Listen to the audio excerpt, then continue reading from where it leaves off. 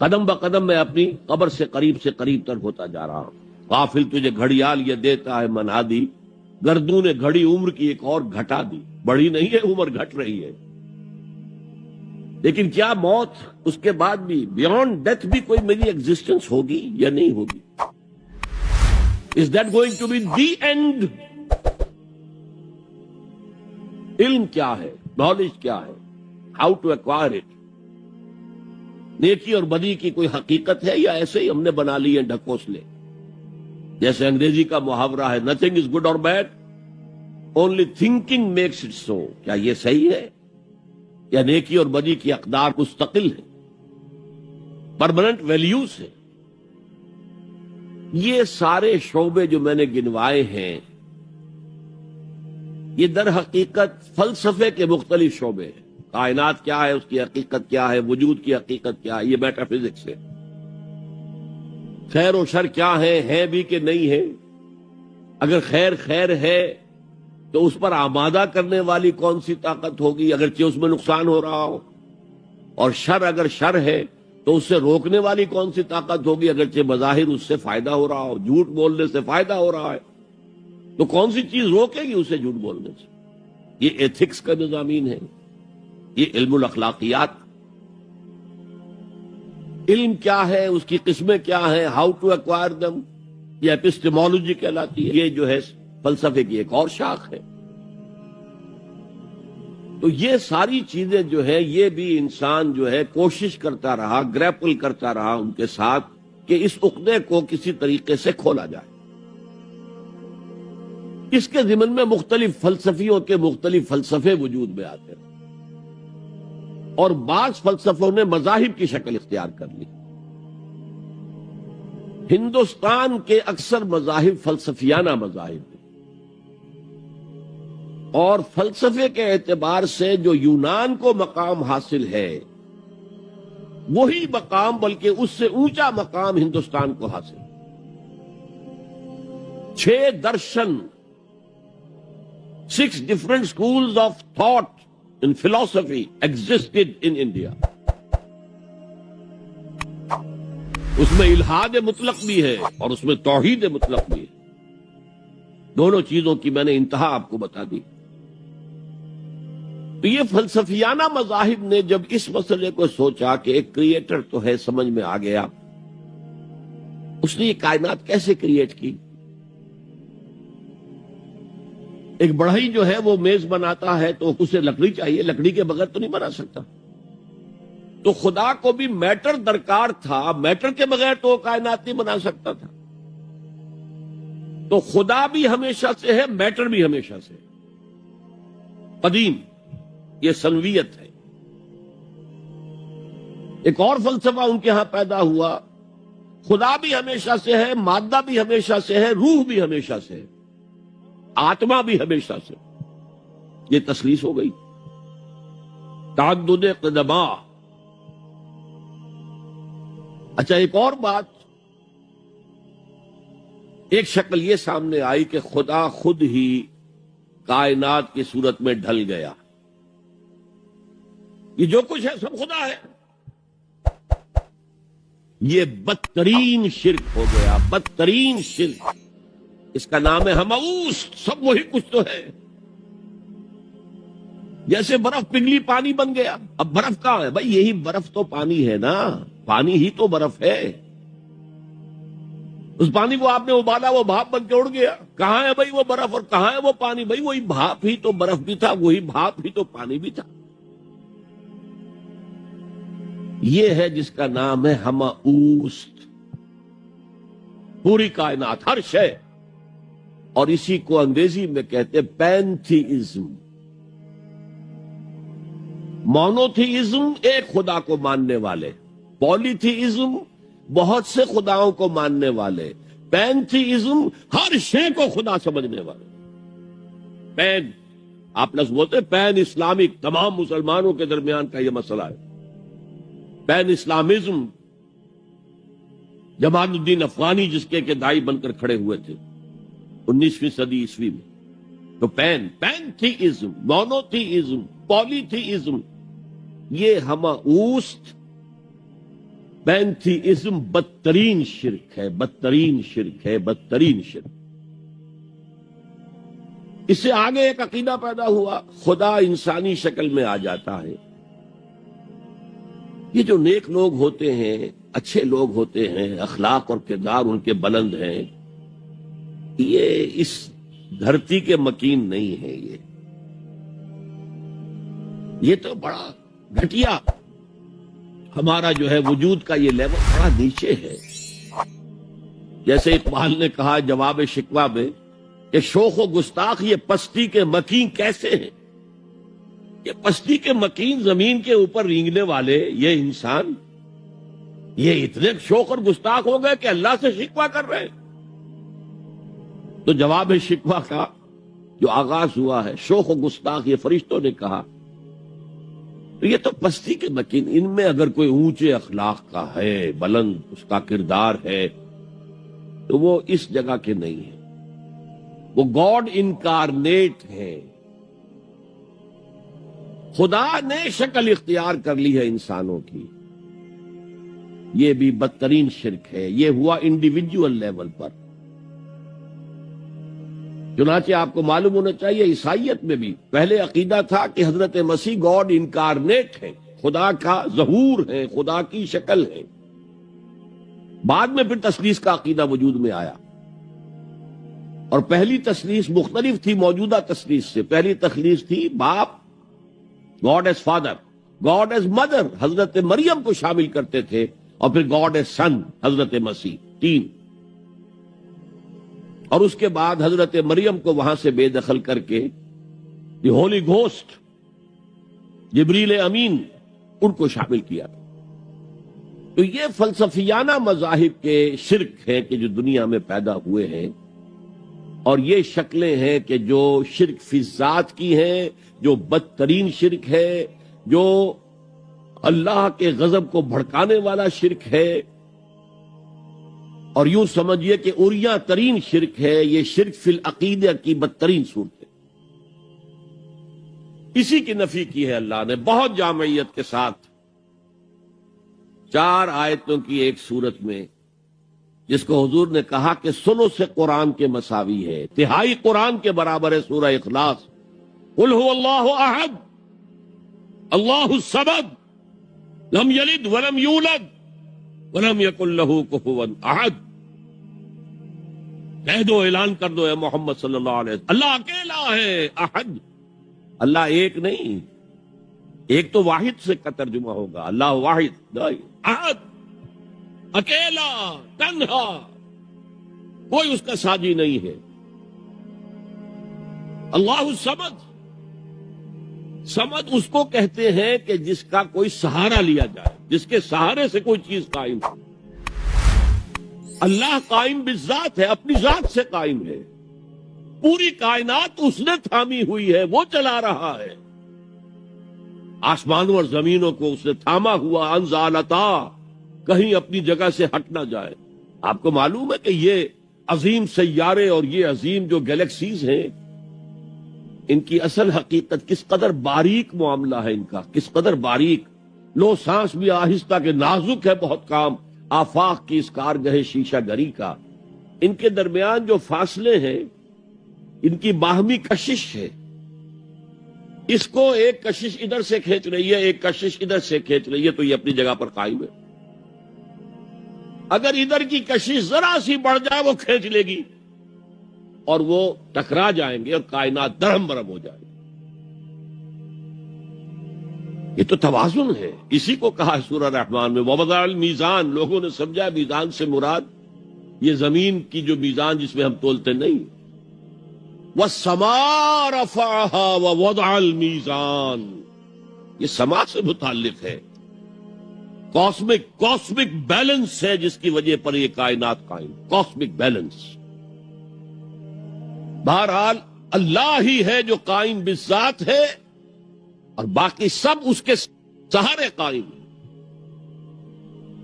لم یلد ولم یولد، نہ اس نے کسی کو جنا، نہ وہ جنا گیا، نہ کوئی اس کے ماں باپ ہے، اور نہ کوئی اس کی جورو ہے، نہ اس کی کوئی اولاد۔ ولم یکن لہ کفوا احد، اور کوئی اس کا ہمسر ہم پلہ نہیں ہے، اس لیے کہ اولاد تو ہم پلہ ہوئی نا. میں نے آپ کو بتا دیا ہے، برہمن کا بیٹا تو برہمن ہی ہوگا، راجپوت کا بیٹا راجپوت ہوگا، سید زیادہ سیدی ہوگا نا. تو یہ اصل میں شرک فی الذات کی نفی پر یہ سورہ مبارک کا اتنی جامع ہے کہ اسے حضور صلی اللہ علیہ وسلم نے ثلث قرآن، تہائی قرآن کے مساوی ہے. اس لیے کہ ہمارے ایمانیات ثلاثہ ہی ہیں نا، 3 ایمانیات ہیں. ایمان باللہ توحید کے ساتھ، ایمان بالرسالت، اور توحید کے موضوع پر یہ جامع ترین صورت ہے. تو قرآن کا 1 تہائی ہو گئی. اب آئیے دوسری قسم کا شرک، شرک فی صفات. یہ ایسا باریک مسئلہ ہے کہ اس میں ادھر سے ادھر پھسل جانا یہ بہت اس کا امکان ہے. ہم بھی موجود، کائنات بھی موجود، یہ شرک فی الوجود ہو گیا. 2 وجود ہو گئے.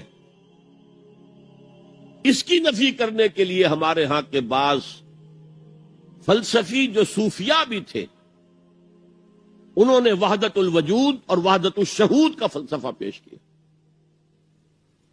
ہر صفت کے بارے میں 3 باتوں کا جب تک کہ اضافہ نہ کیا جائے، خطرہ ہے کہ آپ توحید کی پٹری سے اتر کر اور شرک کی وادیوں میں گر جائیں گے، بلکہ کھائی میں گر جائیں گے. اللہ کی ذات ذاتی ہے، جبکہ باقی سب کا وجود عطائی ہے، اللہ نے عطا کیا. لائی حیات آئے قضا لے چلی چلے، اپنی خوشی سے آئے نہ اپنی خوشی چلے. اللہ کی ہر صفت اس کی ذات ہی کی طرح لامحدود ہے. لامحدود کا ہم تصور نہیں کر سکتے. ہمارا ذہن محدود ہے تو لامحدود کیسے آ جائے گا اس میں؟ اس لیے صفات کے بارے میں ہمارے پاس ایک لفظ ہے صرف عربی زبان کا جس میں ہم پناہ لے لیتے ہیں، وہ علی کل شیء قدیر، وہ ہر شے پر قادر ہے. باقی کتنا قادر ہے، اس کی قدرت کتنی ہے، یہ ہماری سمجھ میں آنے والی بات نہیں. ہمارے پاس تو وہ ترازو ہے جو سنار کی ہوتی ہے، اس میں آپ تولے ماشے تول لیجئے، ٹنوں وزن تو آپ نہیں تول سکتے. ہوا بکل شیء علیم، وہ ہر چیز کا جاننے والا ہے. اور اس کے علم کی وسعت کا اندازہ کرے گا. اچھا، ہر صفت اس کی غیر محدود ہے، جیسے اس کا وجود غیر محدود ہے. اس کی ہر صفت بھی قدیم ہے، جیسے اس کی ذات ہمیشہ سے، صفت بھی ہمیشہ سے.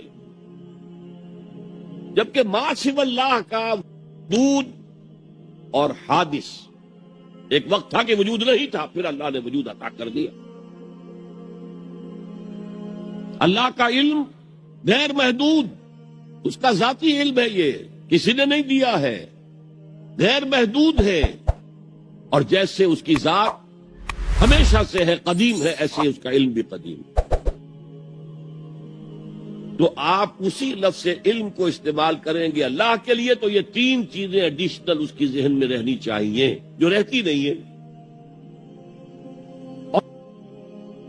سبحانک لا علم لنا الا ما علمتنا، صاف کہہ دیا تھا کہ نہیں؟ اور ابھی آپ نے آیت الکرسی کا ترجمہ سنا ہے، لا یحیطون بشیء من علمہ الا بما شاء. مخلوقات میں سے کوئی بھی اللہ کے علم میں سے کسی شے کا احاطہ نہیں کر سکتا، اس نے جس کو چاہا جتنا چاہا علم دے دیا. یہ صفات، اور صفات میں 99 نام ہیں،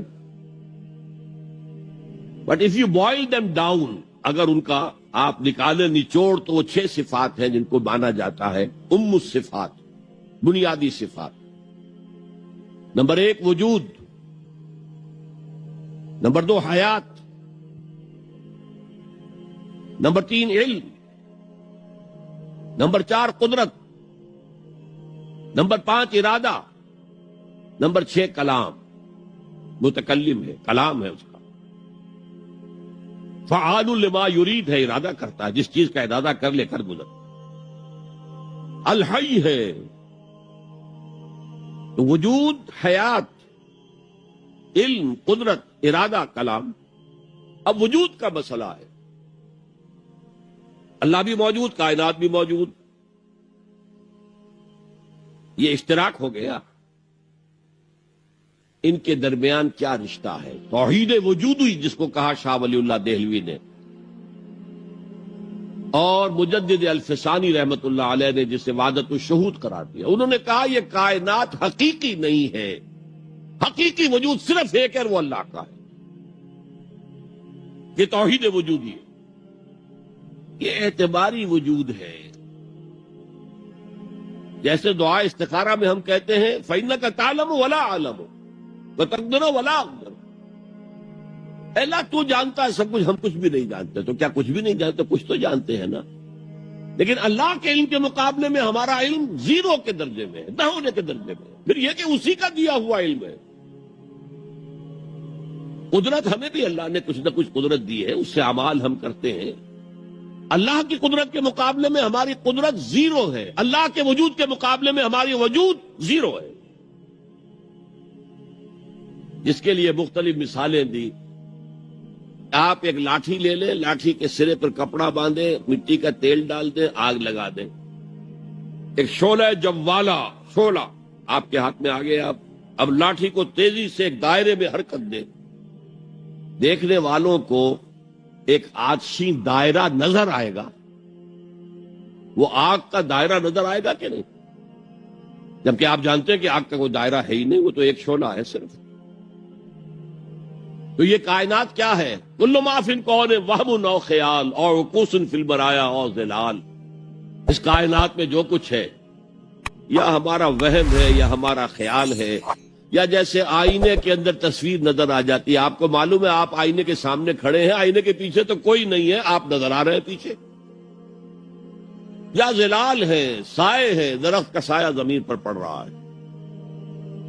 بہرحال اس طریقے سے، اگرچہ میں اب تفصیل میں نہیں جانا چاہتا اتنے بڑے مجمع میں، اس لیے کہ یہ بڑے مشکل، بہت مشکل مسائل میں سے ہے، فلسفہ وجود،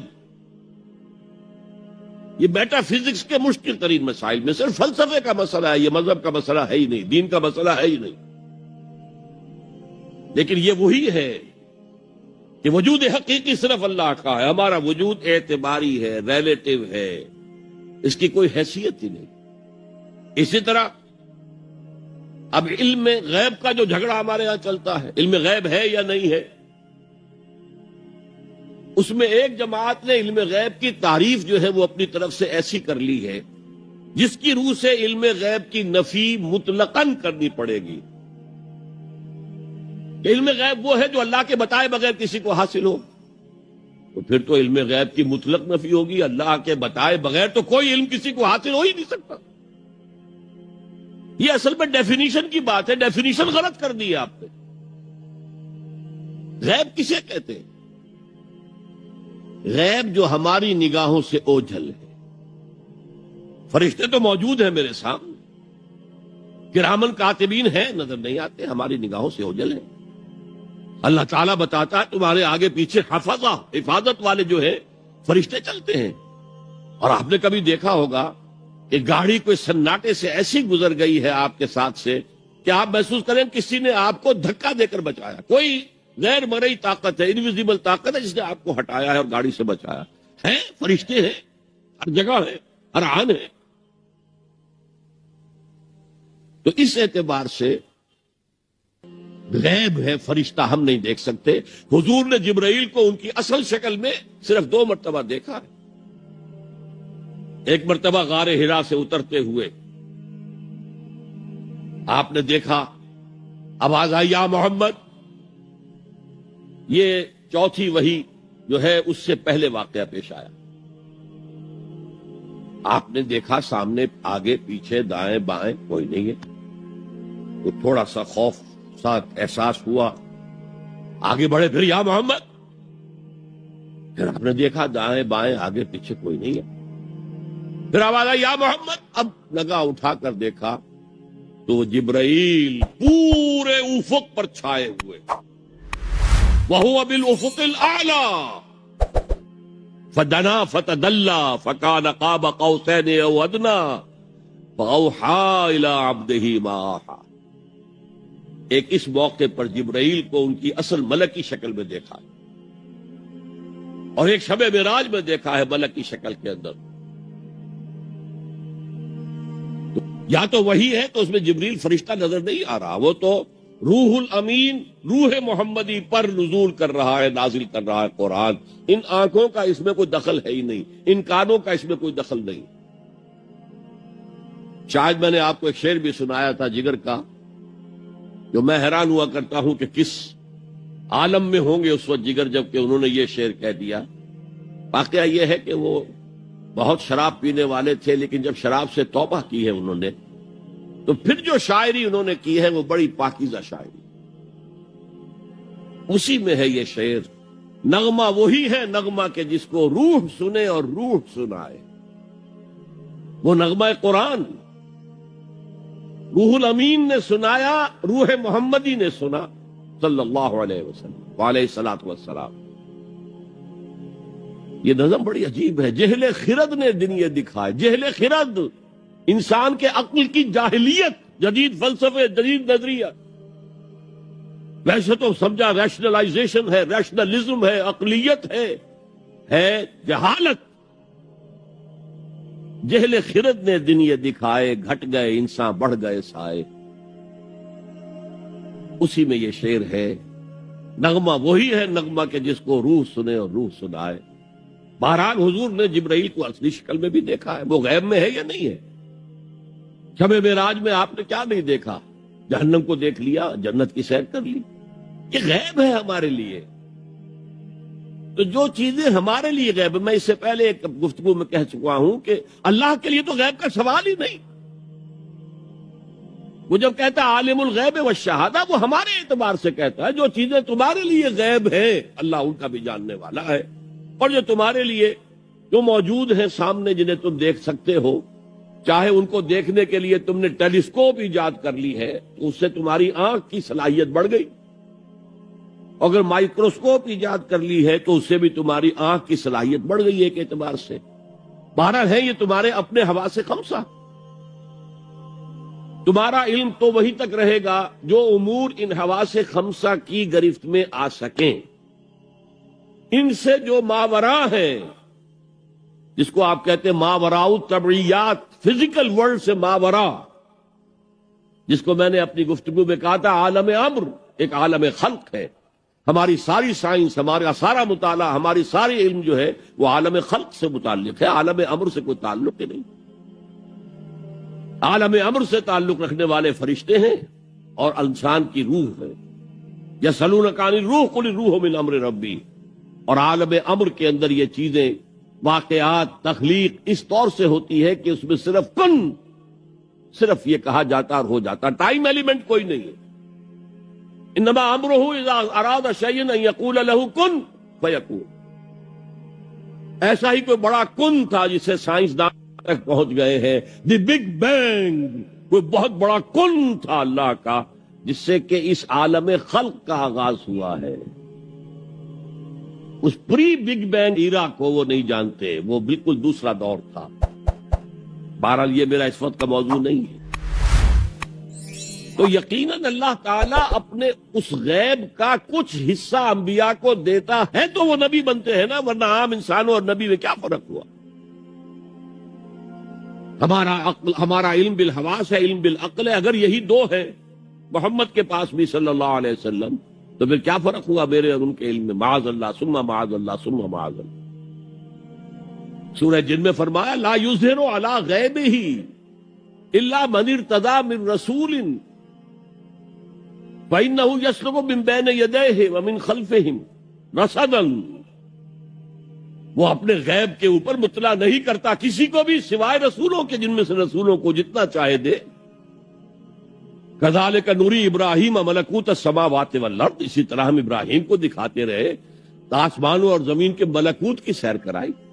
نبی یقیناً عالم کے علم میں سے کچھ حصہ پاتا ہے تبھی تو نبی بنتا ہے، ورنہ نبی ہونے کا کیا سوال.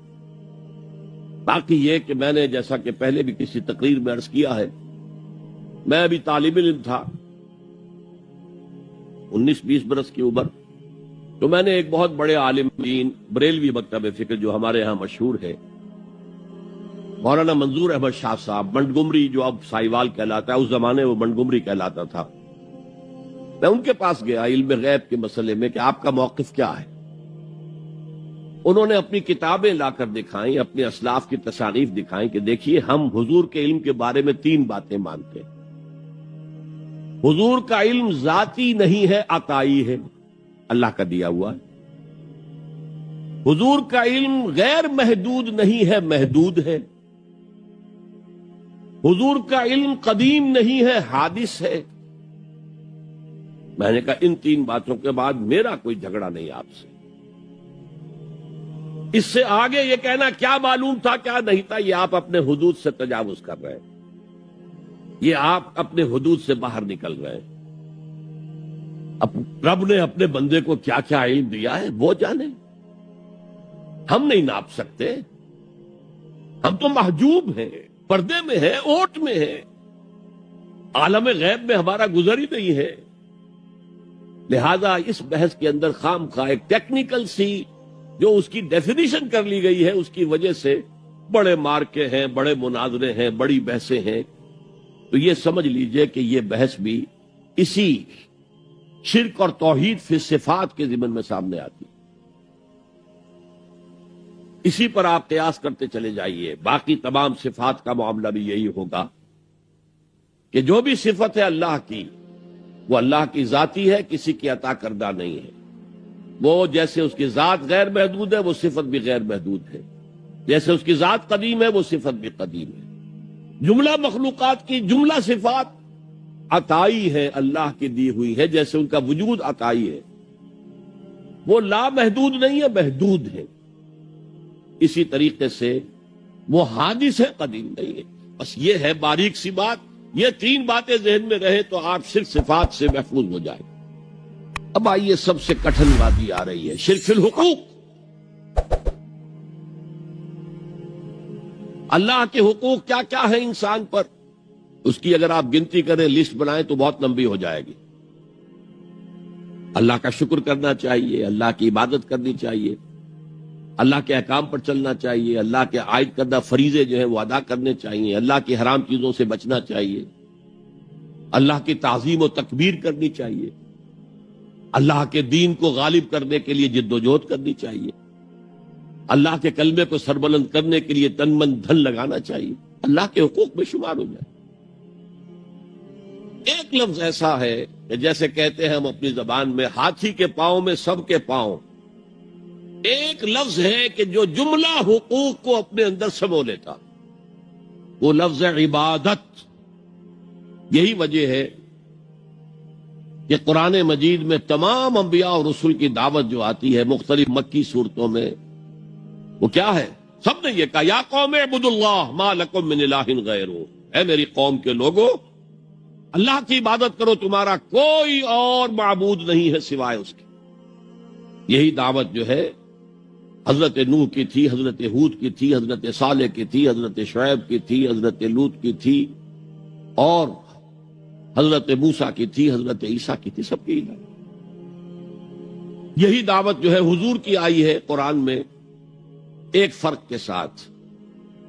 سابقہ تمام انبیاء اور رسول صرف اپنی اپنی قوموں کے لیے مبعوث کیے گئے تھے، حضور کے بعثت پوری نوع انسانی کے لیے، لہذا یہاں یا قومے کا لفظ نہیں ملے گا، یا ایھا الناس، یا ایھا الناس، یا ایھا الناس، یا ایھا الناس اعبدوا ربکم الذی خلقکم والذین من قبلکم لعلکم تتقون۔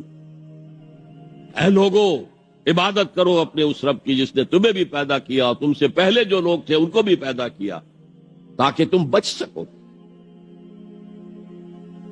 اور تم سے پہلوں کا ذکر کیوں کیا گیا کہ اکثر جو گمراہ لوگ ہیں وہ یہ کہتے تھے وجدنا علیہ آبانا، بھائی ہم نے تو اپنے آباء و اجداد کو یہی کرتے دیکھا ہے، ہم تو یہی کریں گے۔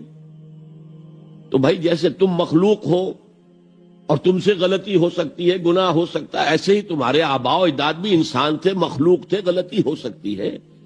پیروی آباء و اجداد کی مت کرو، پیروی اس کی کرو، جیسا کہ سورہ لقمان میں آ گیا تھا وَاتَّبِعْ سَبِيلَ مَنْ أَنَابَ إِلَيَّ، پیروی کرو اس کی جس نے اپنا رخ اللہ کی طرف کر لیا۔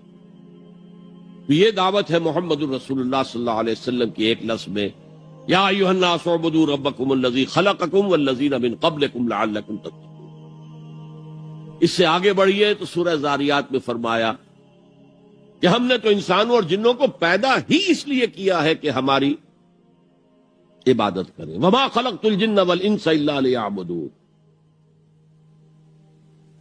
اسی کی ترجمانی کرتے ہوئے شیخ سعدی نے کہا ہے، اور کبھی ہماری مسجدوں میں یہ اشعار لکھے ہوتے تھے، اب تو ذرا تعمیر مساجد کا ذوق بھی مختلف ہو گیا ہے۔ زندگی آمد برائے بندگی، زندگی بے بندگی شرمندگی۔ زندگی تو ہمیں ملی ہے بندگی کے لیے، اگر ہم بندگی ہی نہ کریں خدا کی، شرمندگی ہی شرمندگی ہے۔ یہ جو ایک لفظ ہے عبادت، اب میں اس کا تھوڑا سا تجزیہ کرنا چاہتا ہوں۔ عبادت کسے کہتے ہیں؟ عبادت کا لفظ بنا عبد سے، عبد غلام، جس کا آج آپ تصور نہیں کر سکتے۔ آج ہمیں جس کا تجربہ ہے وہ امپلائر امپلائی ریلیشن شپ کا ہے۔ آپ نے کسی کو بطور مزدور رکھا ہے، شام تک کام کرنا ہے، 100 روپے دینے ہیں، وہ آپ کا ملازم ہے، غلام نہیں ہے۔ وہ جب 8 گھنٹے پورے ہو جائیں گے سلام کرے گا اور جائے گا۔ اور اگر آپ نے کسی کو رکھا ہے خانسامہ کی حیثیت سے اور آپ کہیں بھائی آج وہ نہیں آئی، بھنگن وغیرہ نہیں آئی ہے، ذرا جاؤ ہمارا وہ ٹوائلٹ صاف کراؤ، وہ صاف کر دے گا۔ جناب میں آپ کا خانسامہ ہوں، میں ٹوائلٹ صاف کرنے کے لیے ملازم نہیں ہوا۔ تو لمیٹڈ ٹائم اور فرائض بھی لمیٹڈ، یہ امپلائر امپلائی کے ہیں۔ وہ فرائض ادا کرنے کے بعد وہ آپ کے برابر کا شہری ہے، 1 ووٹ آپ کا 1 ووٹ اس کا ہے، کوئی فرق نہیں آپ کے اس کے درمیان۔ غلام جو ہوتا تھا عبد، وہ آقا کا مملوک ہوتا تھا، ملکیت، اور وہ ہمہ تن ہمہ وقت ہمہ جہت حکم ماننے پر مجبور تھا۔ رات کو حکم دے رہا تو نہیں کہہ سکتا صاحب آج اب تو رات کا وقت ہے، آپ کیا حکم دے رہے ہیں، میں تو نہیں مان سکتا، ماننا پڑے گا۔ کسی بھی وقت کسی بھی نوعیت کا جو بھی حکم دے، ہمہ وقت ہمہ تن ہمہ جہت آج۔ اور یہ کہ اگر آقا نے کوئی کوٹھڑی دے دی ہے کہ اس میں رات کو سو جایا کرو، تو وہ اس کی ملکیت نہیں ہو جاتی، ملکیت آقا کی ہے، وہ خود ہی ملکیت اپنے آقا کا ہے۔ کوئی چارپائی دے دی ہے سو جایا کرو، تو وہ اس کی ملکیت نہیں ہو جاتی۔ تم بھی اپنے آپ کو کسی شے کا مالک نہ سمجھو، للہ ما فی السماوات و ما فی الارض، آسمانوں میں اور جو کچھ ہے زمین میں وہ اللہ کی ملکیت۔ تو یہ عبدیت، یہاں تک کہ اگر آپ کو معلوم نہ ہو کہ اس زمانے میں آقا کو اختیار تھا، جس طرح چاہے ٹارچر کرے، جس طرح کی چاہے تکلیف دے، اور جب چاہے قتل کر دے، کوئی مقدمہ نہیں، غلام کی طرف سے کوئی مدعی نہیں، کوئی اس پر پکڑ دھکڑ نہیں، تم نے کیا کیا۔ بالکل جیسے آپ کی بکری تھی، آپ نے ذبح کی اور گوشت پکا کے کھا لیا، کوئی آپ سے پوچھ سکتا ہے بھائی میری ملکیت تھی بکری، میں نے اس کو ذبح کیا، گوشت کھایا، تم کون ہوتے ہو پوچھنے والے۔ اسی طرح اگر وہ آقا جو ہے وہ غلام کو قتل کر دیتا تھا تو اس پر کوئی پوچھ گچھ نہیں تھی، کوئی بات پوچھ نہیں۔ اس معنی میں اللہ کے غلام بننا، ہمہ تن ہمہ وقت ہمہ وجوہ ہمہ جہت، اللہ کی غلامی، اللہ کی اطاعت، یہ ہے عبادت کا ظاہری پہلو، یا میں کہا کرتا ہوں عبادت کا جسد، عبادت کا ظاہر، عبادت کا جسم جو نظر آتا ہے۔ ایک ہے عبادت کی جان یا عبادت کی روح جو نظر نہیں آتی۔ ہماری جان کہاں ہے، کسی کو نظر آتی ہے؟ روح کہاں ہے، کسی کو نظر آتی ہے؟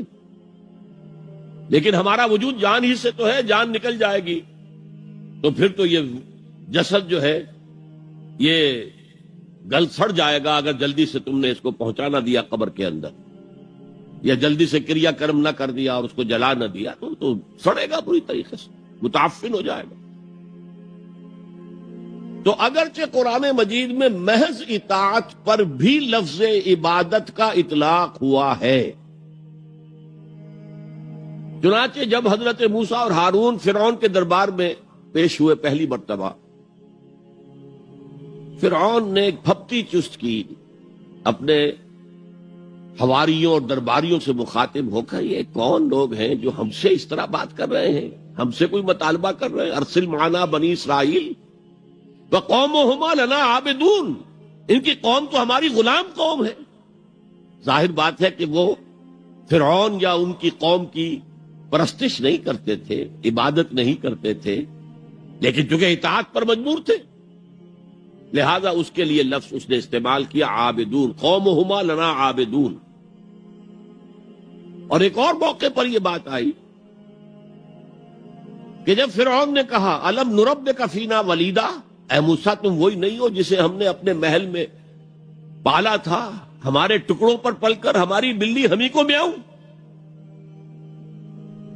تو حضرت موسیٰ نے کہا وَتِلْكَ نِعْمَةٌ تَمُنُّهَا عَلَيَّ أَنْ عَبَّدتَّ بَنِي اسرائیل، بڑا احسان جتا رہے ہو میرے اوپر کہ میں تمہارے محل میں پلا بڑھا ہوں، جبکہ تو نے میری پوری قوم کو غلام بنا رکھا ہے۔ عبدت، تو عبادت کا اطلاق محض اطاعت پر بھی ہے، چاہے وہ خواہی نہ خواہی ہو، مجبوری سے ہو، کراہت کے ساتھ ہو، لیکن یہ اطلاق اس پر ہوتا ہے۔ یہی وجہ ہے کہ آج کے دور میں جو جدید مفکرین ہیں اسلام کے، انہوں نے اس اطاعت کے پہلو کو اتنا نمایاں کیا ہے، اتنا نمایاں کیا، اس لیے کہ عام لوگوں کے ذہن سے یہ تصور گزر گیا تھا نماز روزہ حج زکوٰۃ عبادات ہو گئی بس، اور کون سی عبادت چاہیے تمہیں؟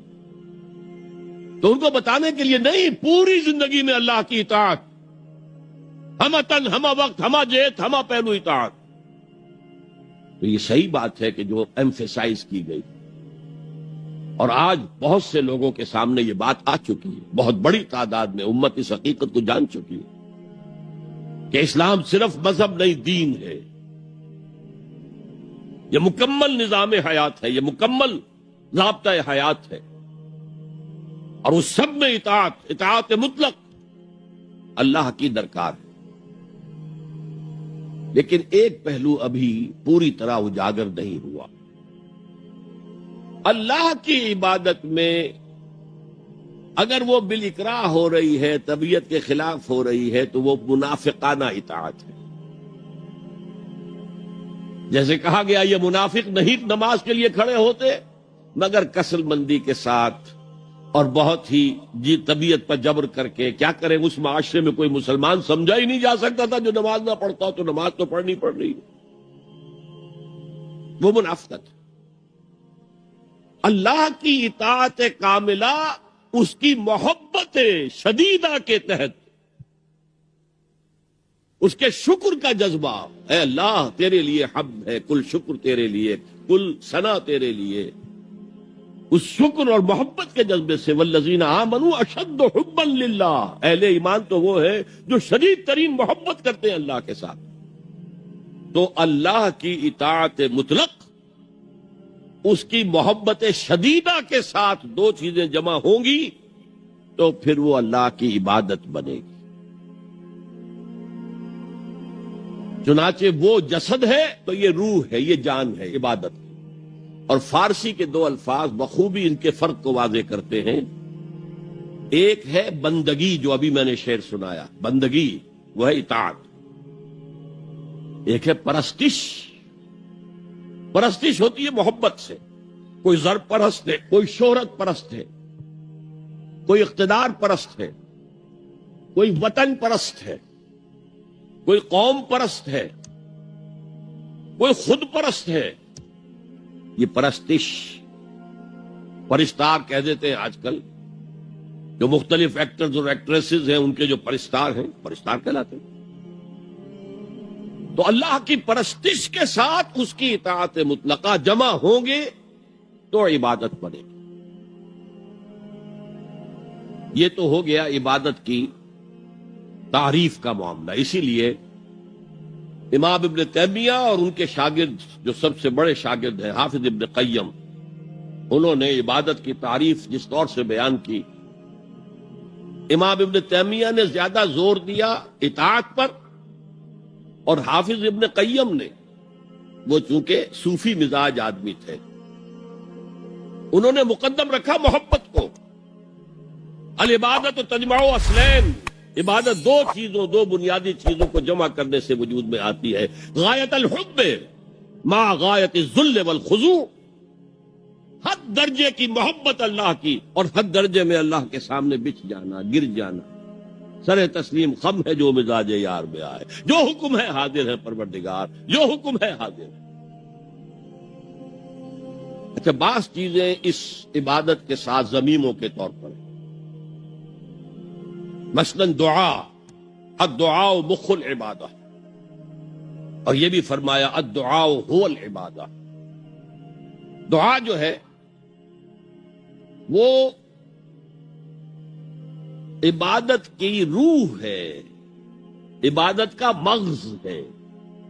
جیسے ہڈی، اس میں سے آپ نے وہ گلی کھینچ لی اور باقی پھینک دی، ماذ قرآن مغزہ برداشت ہے، استخاں پیش سگا انداخت ہے، تو یہ جو مغز ہے، عبادت روح ہے، جوہر ہے، مغز ہے، دعا مغز ہے عبادت، بلکہ یہ بھی الدعاء هو العبادہ۔ اور کچھ افعال ایسے ہوتے ہیں کہ جو عبادت کے اظہار کے لیے ہوتے ہیں، تعظیم کے اظہار کے لیے، قنوت ہے، ہاتھ باندھ کر اور سر کو قدرے جھکا کر کھڑے ہو، رکوع ہے، سجود ہے، اور پانچویں چیز عبادت میں اخلاص، کوئی ریاکاری نہ ہو، کوئی کسی کو دکھانا مقصود نہ ہو، کوئی اپنی شہرت مطلوب نہ ہو، کوئی اپنے زہد و تقوی کا اشتہار دینا مطلوب نہ ہو، اخلاص۔ اب ان پانچ حوالوں سے میں آپ کے سامنے شرک فی العبادت کیا ہے، دو سب سے بڑی چیزیں اطاعت اور محبت، جن سے مل کر عبادت وجود میں آئی، تین اس کے ضمیمے ہیں، دعا، کچھ افعال یا حیتیں جسم کی، اور اخلاص۔ اب دیکھیے شرک فی العبادت کی یہ شکل، شرک فی الاطاعت، وہ کیا ہے؟ اللہ کے سوا کسی اور کی اطاعت جس سے اللہ کی معصیت لازم آتی ہو، شرک۔ لا طاعت لمخلوق فی معصیت الخالق، مخلوق میں سے کسی کی اطاعت نہیں ہوگی یہ اس معاملے میں جس میں خالق کی معصیت لازم آ گئی۔ ہاں، خالق کے احکام کے اندر اندر والدین کا حکم بھی مانو، اطاعت کرو، اساتذہ کا حکم مانو، کسی اور کو اپنا لیڈر مانا ہے اس کا حکم مانو، لیکن ناٹ بیونڈ، وہ جو سرکل ہے کتاب و سنت کا، اس سے باہر نہیں۔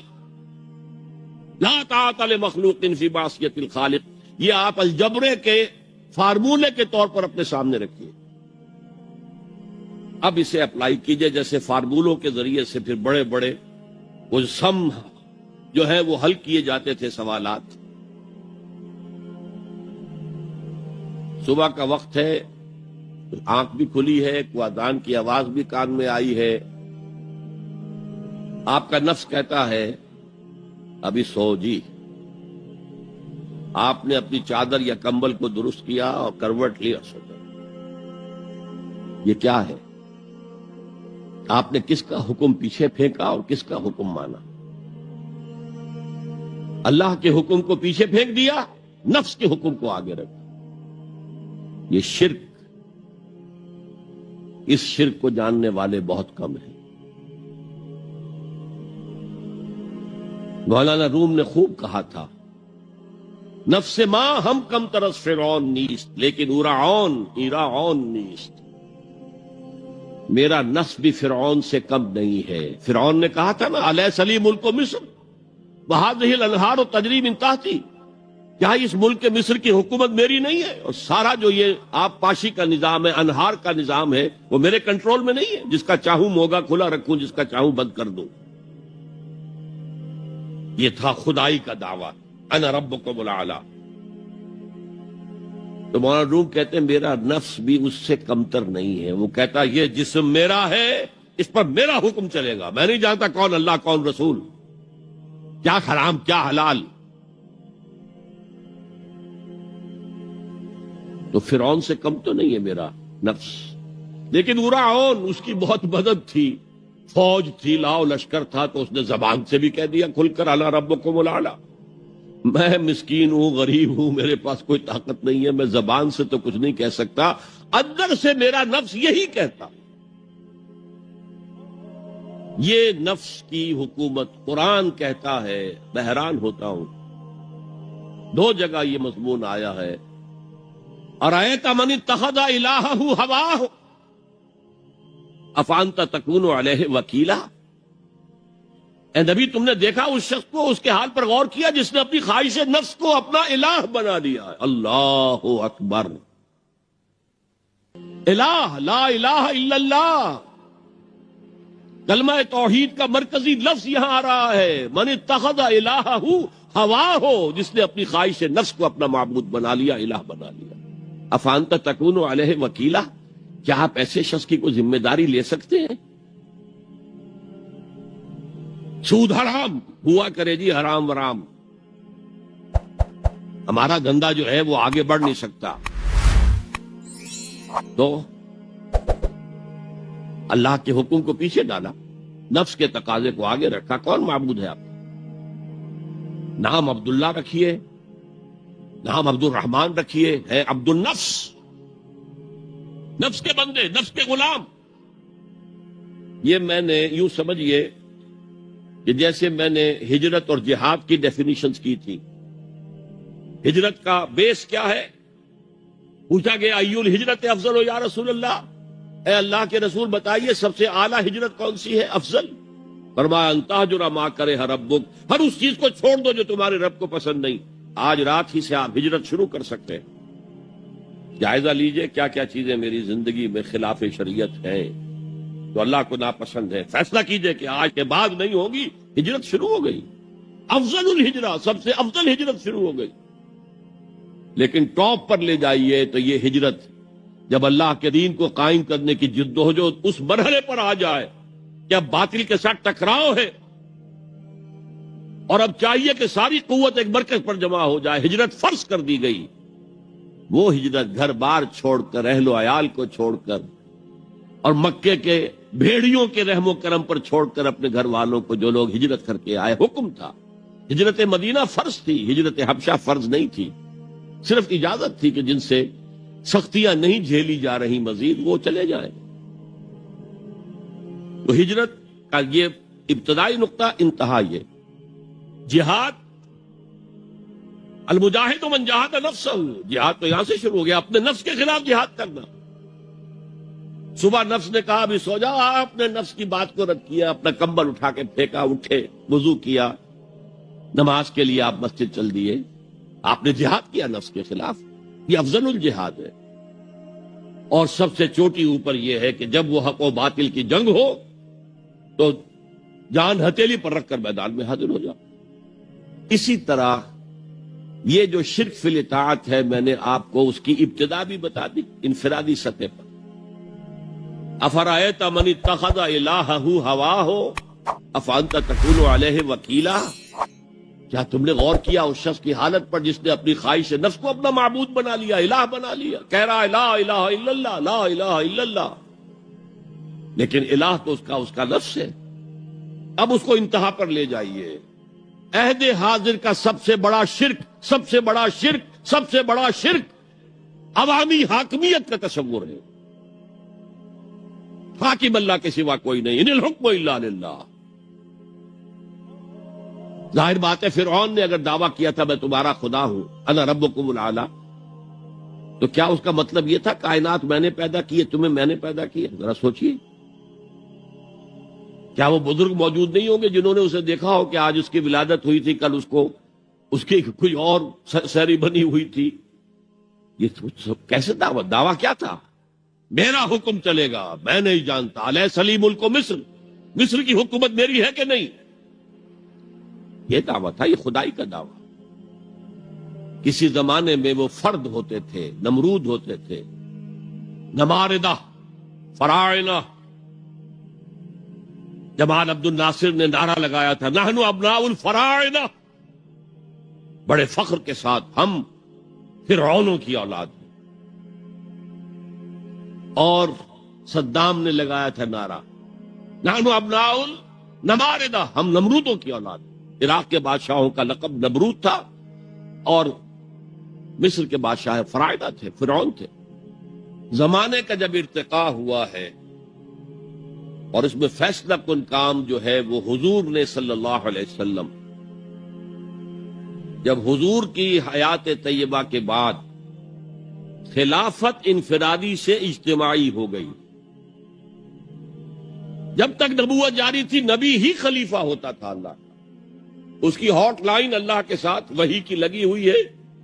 ادھر سے حکم آتا ہے وہ امپلیمنٹ کرتا ہے، جہاں اس کا حکم نہیں ہے وہ اپنا بیسٹ ججمنٹ استعمال کر کے فیصلہ کرتا ہے. یہی ہے وائس جیرنسی، یہی ہے خلافت، ایسنس آف خلافت یہی ہے.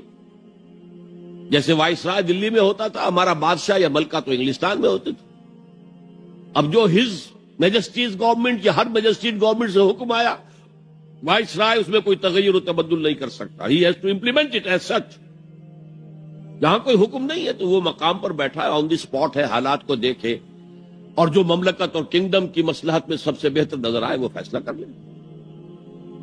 لیکن حضور پر نبوت ختم تو خلافت کلیکٹیو ہو گئی، خلافت المسلمین. اگرچہ شروع میں امیر المومنین کہا جاتا تھا، کچھ عرصے کے بعد خلیفت المسلمین یہ اصطلاح جو ہے وہ عام ہوئی. اسی طرح انفرادی ملوکیت کی بجائے اجتماعی ملوکیت کا تصور جو ہے شیطان نے پٹی پڑھائی. ابلیس کی مجلس شورا جو اقبال کی بڑی ہی یوں سمجھیے کہ اہم ترین نظموں میں سے، امت مسلمہ کے نام پیغام پر مشتمل وہ نظم جو ہے، اور وہ ان کے آخری ایام کی ہے اور وہ ان کی زندگی میں چھپی بھی نہیں تھی. ارمغان حجاز ان کے انتقال کے بعد چھپی، جس میں آخری جو کلام تھا فارسی اور اردو دونوں کا جمع کر دیا گیا، ورنہ اس سے پہلے فارسی علیحدہ چھپتی تھی کتابیں، اردو کی علیحدہ. لیکن اب اتنا کم تھا کہ ان کے لیے علیحدہ کتابیں شائع کرنا مناسب نہیں سمجھا گیا. ابلیس نے مجلس شورا بلائی. ایک مجلس شورا کے جو رکن نے کہا کہ دیکھو جمہوریت کا دور آ گیا ہے، اب ہماری ابلیسیت کو تو بڑا خطرہ ہے، ابلیسی نظام تو ختم ہو جائے گا. جمہوریت توڑ دی بندوں نے آقاؤں کے خیموں کی تناب. یہ تو عوام نے جو ہے اپنے آقا بیرنز اور لارڈز اور بادشاہوں کے خیموں کی تنابیں توڑ دی، گرا دیے خیمے. یہ تو انقلاب آ رہا ہے. میرے آقا وہ جہاں زیر و زبر ہونے کو ہے، جس جہاں کا ہے فقط تیری سیاست پر مدار. ابلیس کیا کہتا ہے بڑے ٹھنڈے انداز میں؟ ہم نے خود شاہی کو پہنایا ہے جمہوری لباس. جب ذرا آدم ہوا ہے خود شناس و خود نگر. آج آدمی میں ایک سیلف امپورٹنس پیدا ہو چکی ہے. یہ بادشاہ کون ہوتے ہیں جو ہمارے سروں پر مسلط ہے، محلوں میں رہتے ہیں، عیش کرتے ہیں، جو خون پسینہ جو ہے وہ کسان کر رہا ہے. ابھی انڈسٹریل ریولوشن تو نہیں ہوا تھا، وہ ساری بات جو تھی وہ زرعی معیشت تھی. خون پسینہ وہ کرتا ہے، فصل میں سے لائنز شیئر آ کر بیرن اور لارڈ وہ لے گیا اور اس میں سے ایک حصہ اس نے بادشاہ کو پہنچایا، ایک اپنے پاس رکھا. ظالمانہ نظام ہے. تو ہم نے دیکھا کہ انسانوں میں کچھ شعور پیدا ہو گیا، خود شعوری. تو ہم نے ملوکیت کو ڈھال دیا نئے سانچے میں. ہم نے خود شاہی کو پہنایا ہے جمہوری لباس. وہ گندگی جو فرعون کے سر پر ٹنوں کے حساب سے رکھی ہوئی تھی، ہم نے کہا تولا تولا سب میں تقسیم کر دو، ایک ایک ووٹ سب کے ہاتھ میں دے دو اور کہہ دو تم حاکم ہو. ہم نے خود شاہی کو پہنایا ہے جمہوری لباس. جب ذرا آدم ہوا ہے خود شناس و خود نگر. تو نے کیا دیکھا نہیں مغرب کا جمہوری نظام؟ چہرہ روشن اندروں چنگیز سے تاریک تر. It is the dictatorship of the capitalist, جسے جمہوریت کا نام دیا جا رہا ہے. کھیل ہے، تماشا ہے. تو آج کی دنیا کا سب سے بڑا شرک اسے کوئی جانتا ہی نہیں. وہ شرک فی العقیدہ ان کو معلوم ہے اور اس کے اوپر فتوے بھی وہ لگا دیں گے. کوئی قبر کے سامنے کھڑے ہو کر کوئی دعا کر رہا ہے، کسی کو رکوع کر لیا، کسی نے سجدہ کر لیا تو خیر ٹھیک ہے، وہ تو ایک شرک جلی ہو رہا ہے، وہ تو معلوم ہے، اس کی نفی ہو رہی ہے. لیکن یہ وہ تھے شرک جو پہلے تھے. آج کا شرک بالکل اور ہے. آج کا شرک دو میں گنوا دیتا ہوں آپ کو. ایک ہے عوامی حاکمیت کا تصور, ایک ہے مادہ پرستی کا تصور. مادے پر سارا توکل اور اعتماد ہے. اللہ پر کہاں توکل رہا, کہاں اعتماد رہا. میٹیریلزم یہ ایک مذہب ہے, یہ ایک فلسفہ ہے. بہرحال اطاعت کے ضمن میں شرک فی الاطاعت کیا ہے؟ انفرادی سطح پر نفس پرستی, نفس کو اپنا معبود بنا لینا. اجتماعی سطح پر عوام کی حاکمیت, بدترین شرک. اب آئیے محبت, شرک فی المحبت کیا ہے؟ اگر کسی بھی شے اور کسی بھی انسان کی محبت اللہ کی محبت سے بڑھ جانا تو دور کی بات ہے, برابر بھی آ کر ہم نشین ہو گئی, بیٹھ گئی, تو یہ شرک ہے.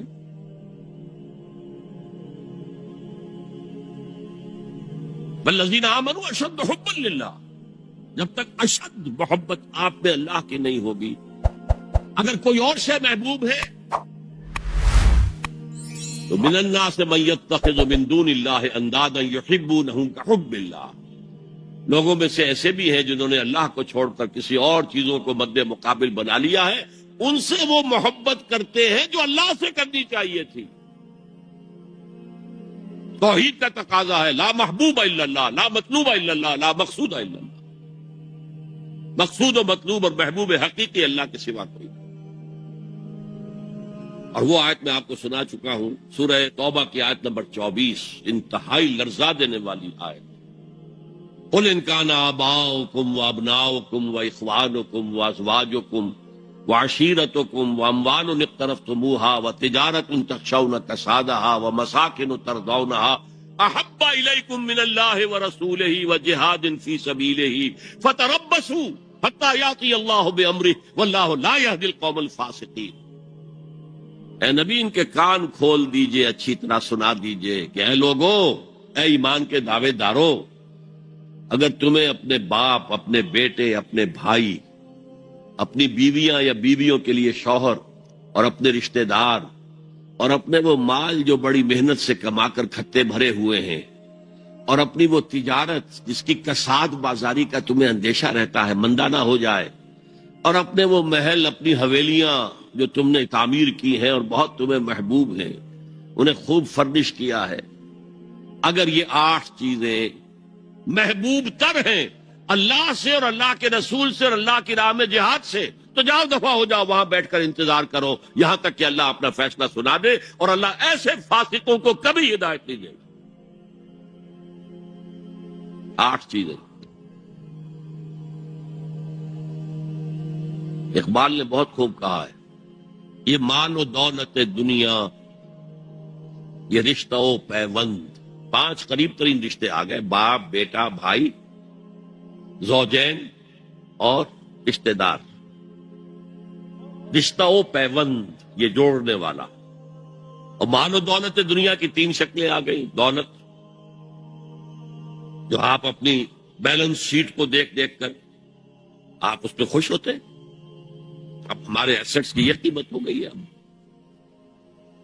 اور وہ مکانات جو آپ نے بنائے ہیں بڑے محبوب ہیں, اور ایسے بنائے ہیں, قرآن مجید میں آتا ہے ایسے بنا رہے ہیں تمہیں ہمیشہ رہنا ان مکانوں کے اندر. اور وہ کاروبار جن میں تمہیں اندیشہ رہتا ہے کہ کہیں کساد نہ ہو جائے, کوئی ڈپریشن نہ آ جائے. یہ 8 چیزیں, یہ مان و دولت دنیا 3, یہ رشتہ و پیوند, بتان وہم و گمان لا الہ الا اللہ. یہ سب وہم و گمان کے بت ہیں جن کی پرستش میں تم لگے ہوئے. ان سب کی پرستش چھوڑو تو لا الہ الا اللہ کا حق ادا ہو. اب اس اصول کو بھی اپلائی کرنا شروع کیجئے.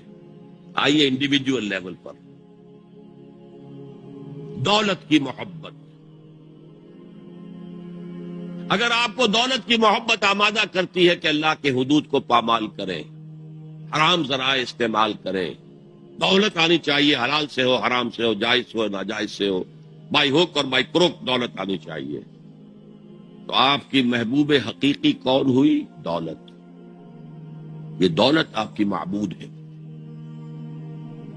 کون بڑے سے بڑا موحد اس شرک کا احساس رکھتا ہے؟ اور حضور نے اس قدر کلیئر فرمایا ہے، تعس عبد الدینار و عبد الدرہم، ہلاک ہو گیا یا ہلاک ہو جائے۔ یہ کلام خبریہ ہے یا یہ بد دعا ہے؟ تعس عبد الدینار و عبد الدرہم، درہم و دینار کا بندہ ہلاک ہو جائے۔ نام عبد الرحمن ہے، حقیقت میں عبد الدینار ہے، عبد الدرہم ہے۔ درہم و دینار آنے چاہیے، جائز سے یا ناجائز سے، حلال سے یا حرام سے، صحیح سے یا غلط سے، بائی حک اور بائی کروک۔ تو معبود کون ہوا؟ ہمارے ہندو بھائیوں نے کیا کیا؟ لکشمی دیوی دولت کی دیوی ہے، اس کی پوجا کرتے کس لیے؟ مطلوب کیا ہے؟ دولت۔ اس کی پوجا وہ خوش ہو جائے تو دولت ملے گی۔ ہم نے کہا ہٹاؤ جی اس دیوی کو بیچ میں سے، ہم براہ راست ہی پوج لیں گے۔ بس یہی تو فرق کیا ہے نا۔ عبد الدینار و عبد الدرہم، یہ انفرادی سطح پر شرک فی المحبت، جو روح عبادت ہے، جو عبادت کی جان ہے، محبت، غایت الحب ما غایت الذل والخضوع، اور ٹاپ پر لے آئیے۔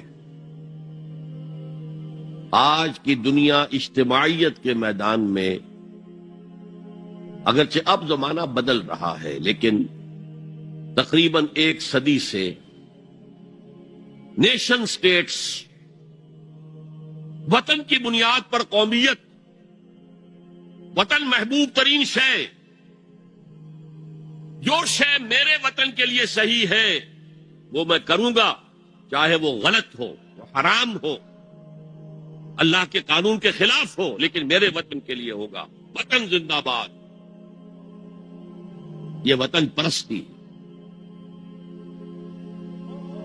اس وطن پرستی کے مذہب کی ایک نماز بھی ہے، ترانہ ہو رہا ہے تو کھڑے ہو جاؤ، قنوت، کھڑے ہو جانا عبادت کا حصہ ہے۔ اس کا جھنڈا سلامی دو۔ یہ وطن کے معبود کے ریچولز ہیں، مذہب وطنیت۔ اسی لیے اقبال نے کہا تھا، اس کو سمجھا نہیں کسی نے بھی، اس دور میں اور ہے، جام اور ہے، جم اور، ساقی نے بنا کی روش لطف و ستم اور، تہذیب کے آزر نے ترشوائے صنم اور۔ آج کا صنم، آج کا بت کون ہے؟ تہذیب کے آزر نے ترشوائے صنم اور، مسلم نے بھی تعمیر کیا اپنا حرم اور۔ ان تازہ خداؤں میں بڑا سب سے وطن ہے، جو پیرہن اس کا ہے وہ مذہب کا کفن۔ خدا پرستی، یہ وطن کی لکیر سے تم اور ہو گئے، میں اور ہو گیا۔ لکیر، انسانیت منقسم۔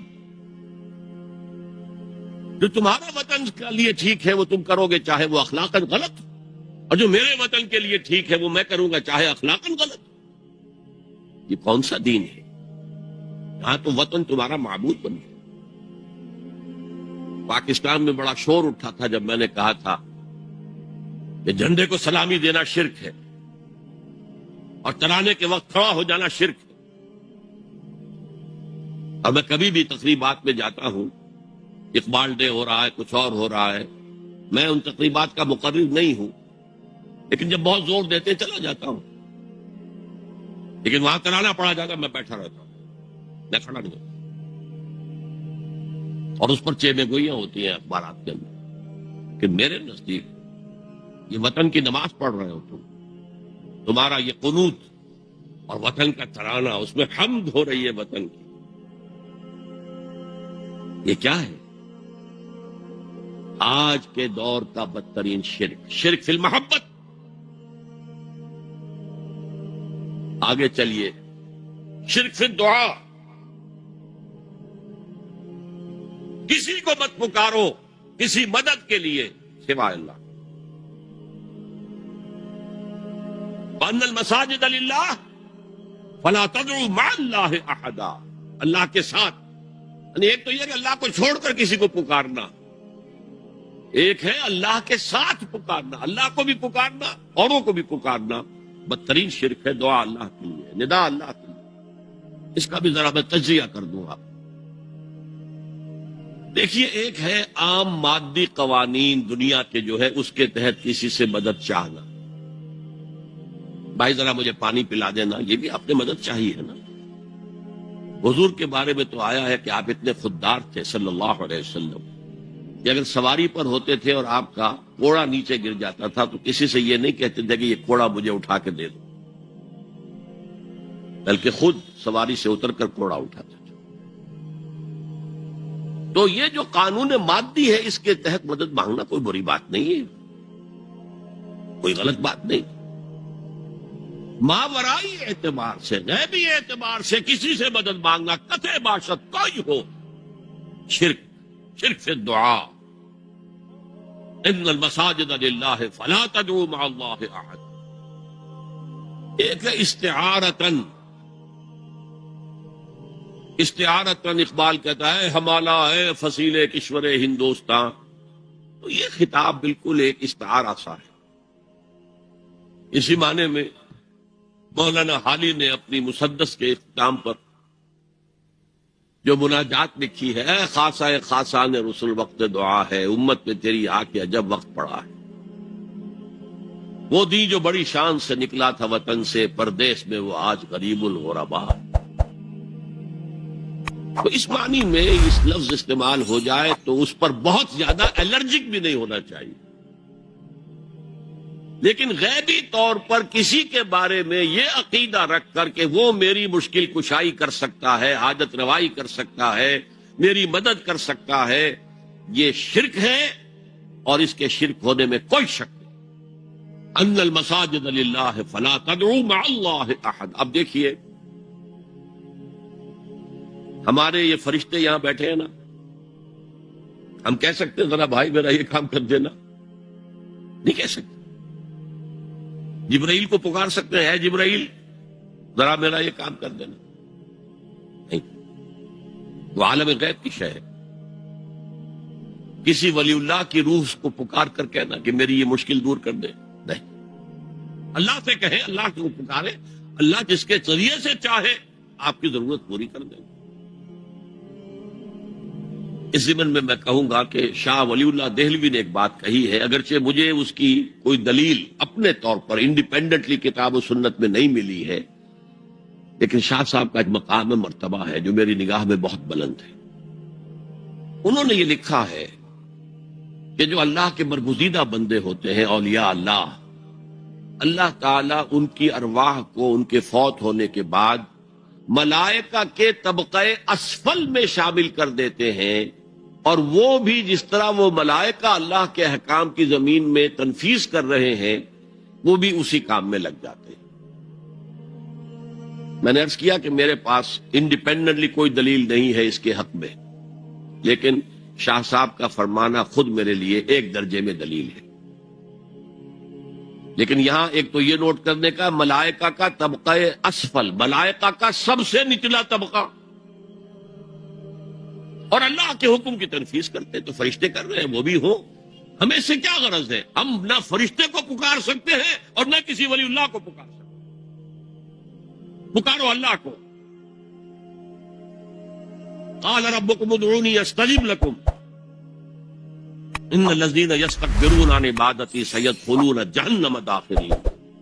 تمہارا رب کہتا ہے مجھے پکارو، مجھ سے مانگو، میں تمہیں دوں گا، تمہاری دعا سنوں گا، قبول کروں گا، اور جو بربنائے تکبر مجھ سے نہیں مانگتے وہ جہنم میں داخل ہوں گے، ذلیل و خوار ہو گے۔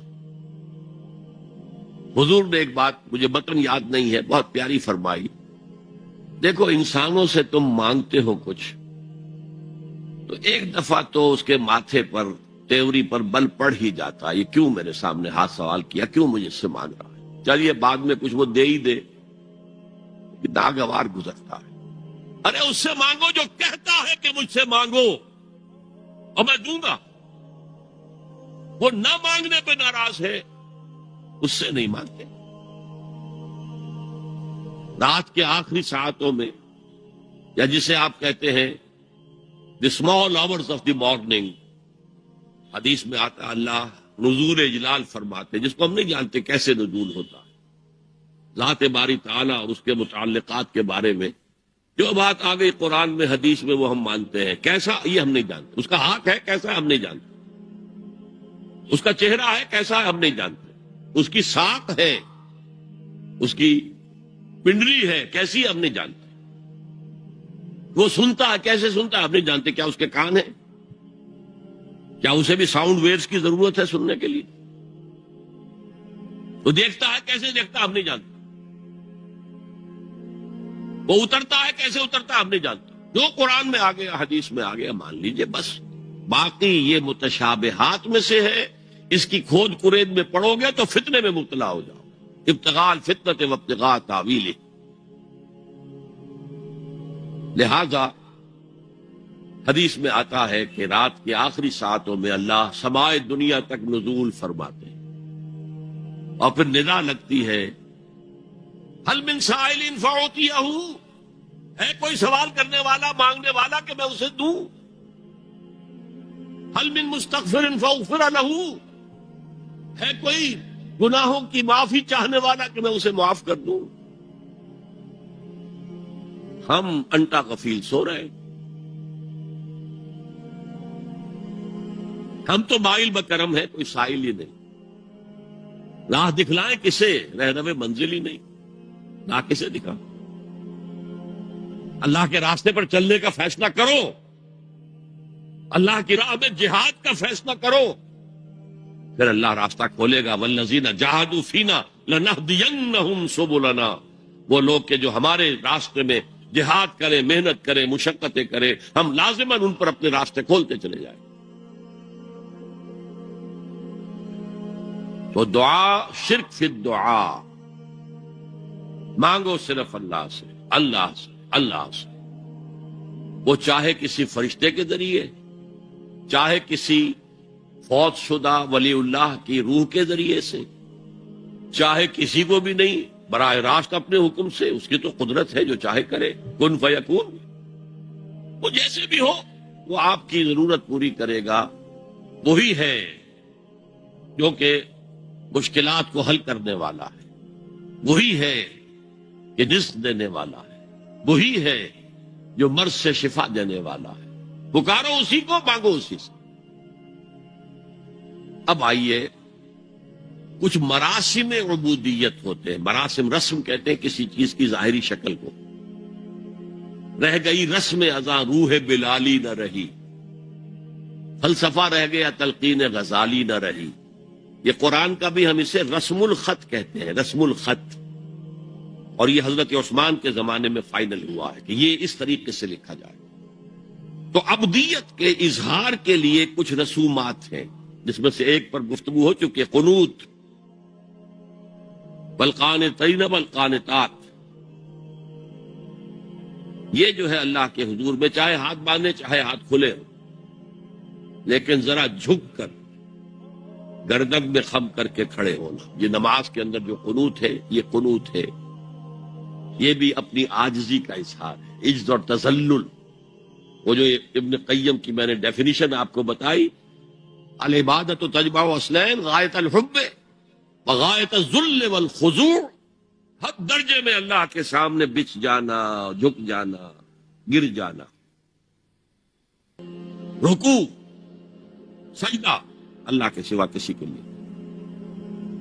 اور اس معاملے میں دین محمدی جو اپنی تکمیل کو پہنچ گیا، الیوم اکملت لکم دینکم واتممت علیکم نعمتی ورضیت لکم الاسلام دینا.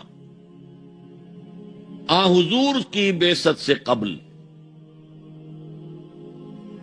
سجدہ تعظیمی جائز تھا.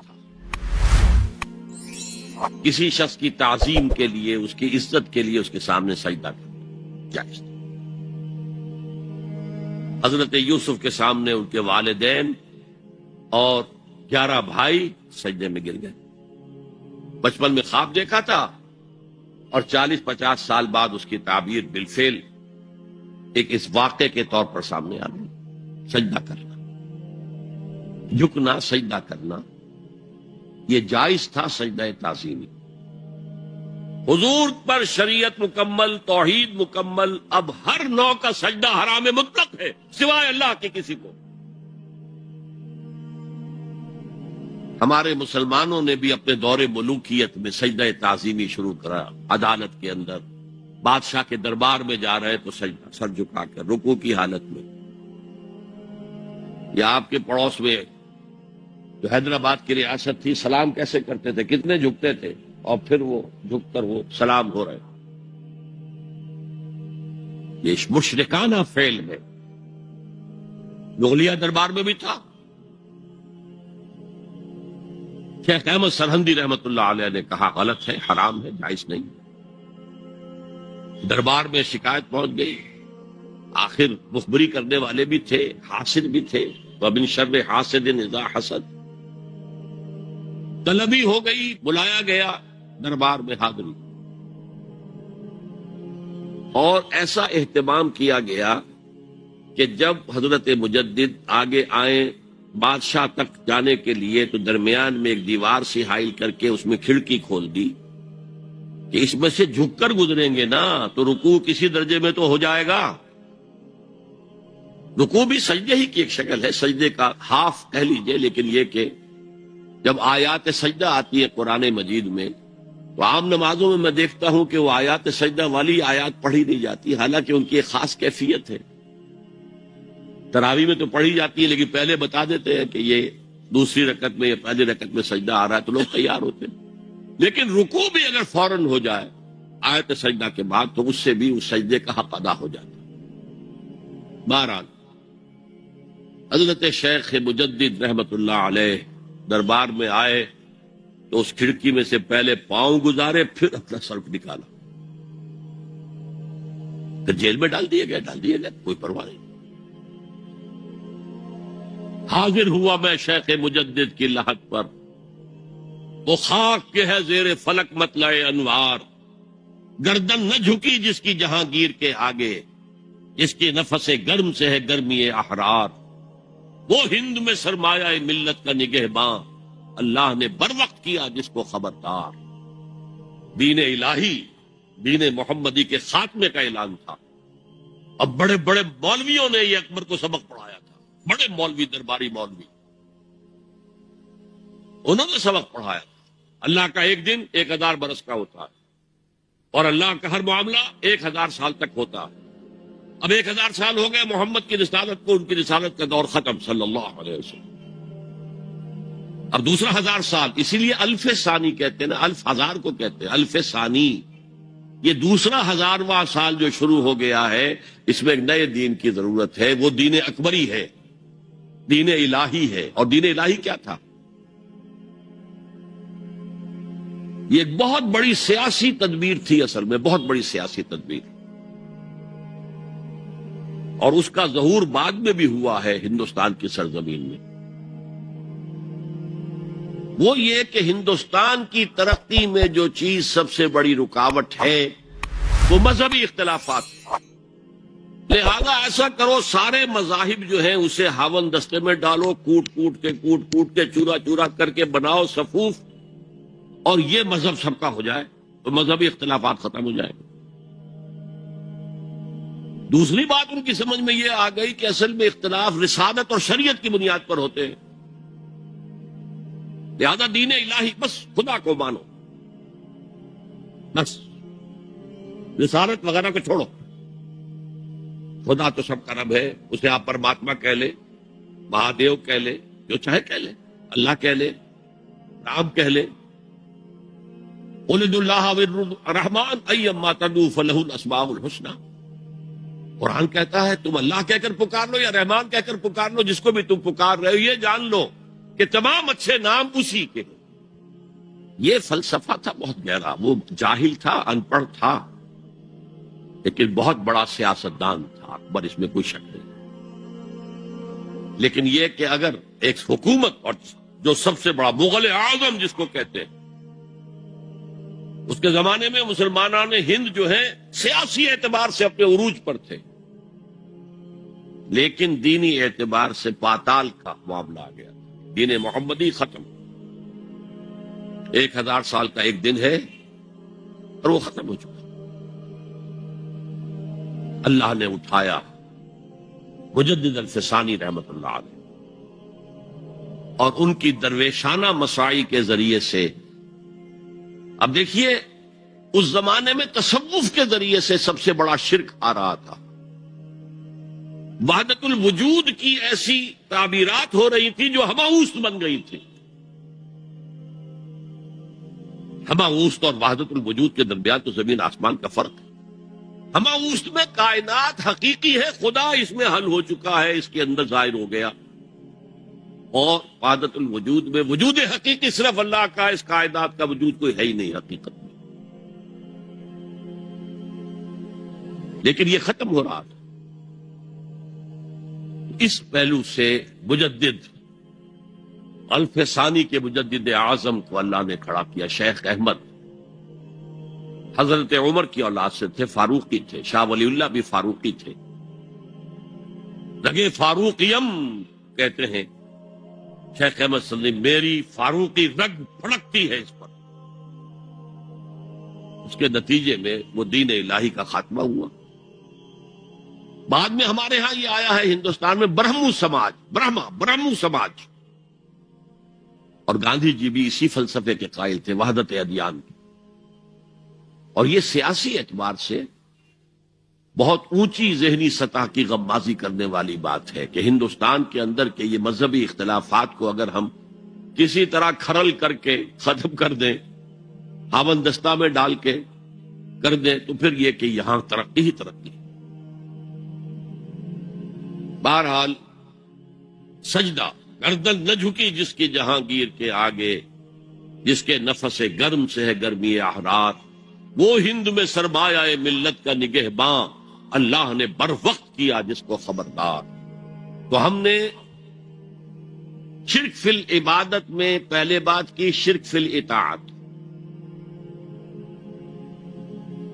انفرادی سطح پر نفس معبود، اجتماعی سطح پر عوام کی حاکمیت، بدترین شرک اس دور کا، عظیم ترین شرک۔ اتنے بڑے پیمانے کا شرک کبھی نہیں ہوا دنیا میں۔ اس کے بعد شرک فی المحبت، مال کی محبت، تعس عبد الدینار و عبد الدرہم، وطن کی محبت یا کسی اور شے کی محبت، اگر وہ اللہ کی محبت کے برابر بھی آ جائے، بڑھ جائے تو اور بھی بڑی بات کہنی پڑے گی، لیکن ہمارے پاس شرک سے اوپر کی اصطلاح کوئی نہیں۔ پھر شرک دعا، اللہ کے سوا کسی اور سے حاجت روائی کے لیے، مشکل کشائی کے لیے پکارنا کسی۔ پھر شرک فی المراسم العبودیہ، قنوت ہے، رکوع ہے، سجود ہے، یہ ذل والخضوع کی، کسی کے سامنے جھک جانے کی ایک علامت ہے، سمبل ہے۔ اب آخری ہے اس میں اخلاص، اور اخلاص کی ضد کیا ہے؟ ریاکاری۔ کوئی عبادت اگر دکھاوے کے لیے کی جائے وہ شرک، یہ شرک خفی کہلاتا ہے۔ مال کی محبت کا شرک بھی شرک خفی ہے، نفس کی اطاعت کا شرک بھی شرک خفی ہے، اور یہ سب سے خفی شرک ہے۔ حضور نے فرمایا صلی اللہ علیہ وسلم، من صلی یرائی فقد اشرکا ومن صام یرائی فقد اشرکا ومن تصدق یرائی فقد اشرکا۔ جس نے دکھانے کے لیے نماز پڑھی اس نے شرک کر لیا، جس نے دکھاوے کے لیے روزہ رکھا اس نے شرک کر لیا، جس نے دکھاوے کے لیے خیرات کی، صدقات دیے، وہ شرک کر چکا۔ قد اشرکا، قد اشرکا، یہ عربی کے مزاج سے واقفیت ہو، فعل ماضی پر قد جو ہے تو وہ پرفیکٹ ٹینس بن جاتا، کر چکا، وہ شرک میں ملوث ہو چکا۔ من صلی یرائی فقد اشرکا ومن صام یرائی فقد اشرکا ومن تصدق یرائی فقد اشرکا۔ اور تجزیہ کر کے یہاں تک بتایا کہ اگر کوئی شخص نماز پڑھ رہا ہو اور جب وہ یہ دیکھے کہ کوئی اسے دیکھ رہا ہے تو اپنے سجدے کو طویل کر دے تو یہ شرک ہے۔ فرض کیجئے 5 سیکنڈ کا سجدہ وہ کر رہا تھا، اب اس نے 7 سیکنڈ کا کیا ہے، یہ 2 سیکنڈ کس کے لیے ہے؟ اس ایک سجدے کے 2 مسجود ہو گئے، وہ 5 سیکنڈ کا سجدہ تو اللہ کے لیے، 2 اس کے لیے شرک ہو گئے۔ ایک اور بات فرمائی صلی اللہ علیہ وسلم، شرک خفی کو پہچاننا اور دیکھنا اتنا ہی مشکل ہے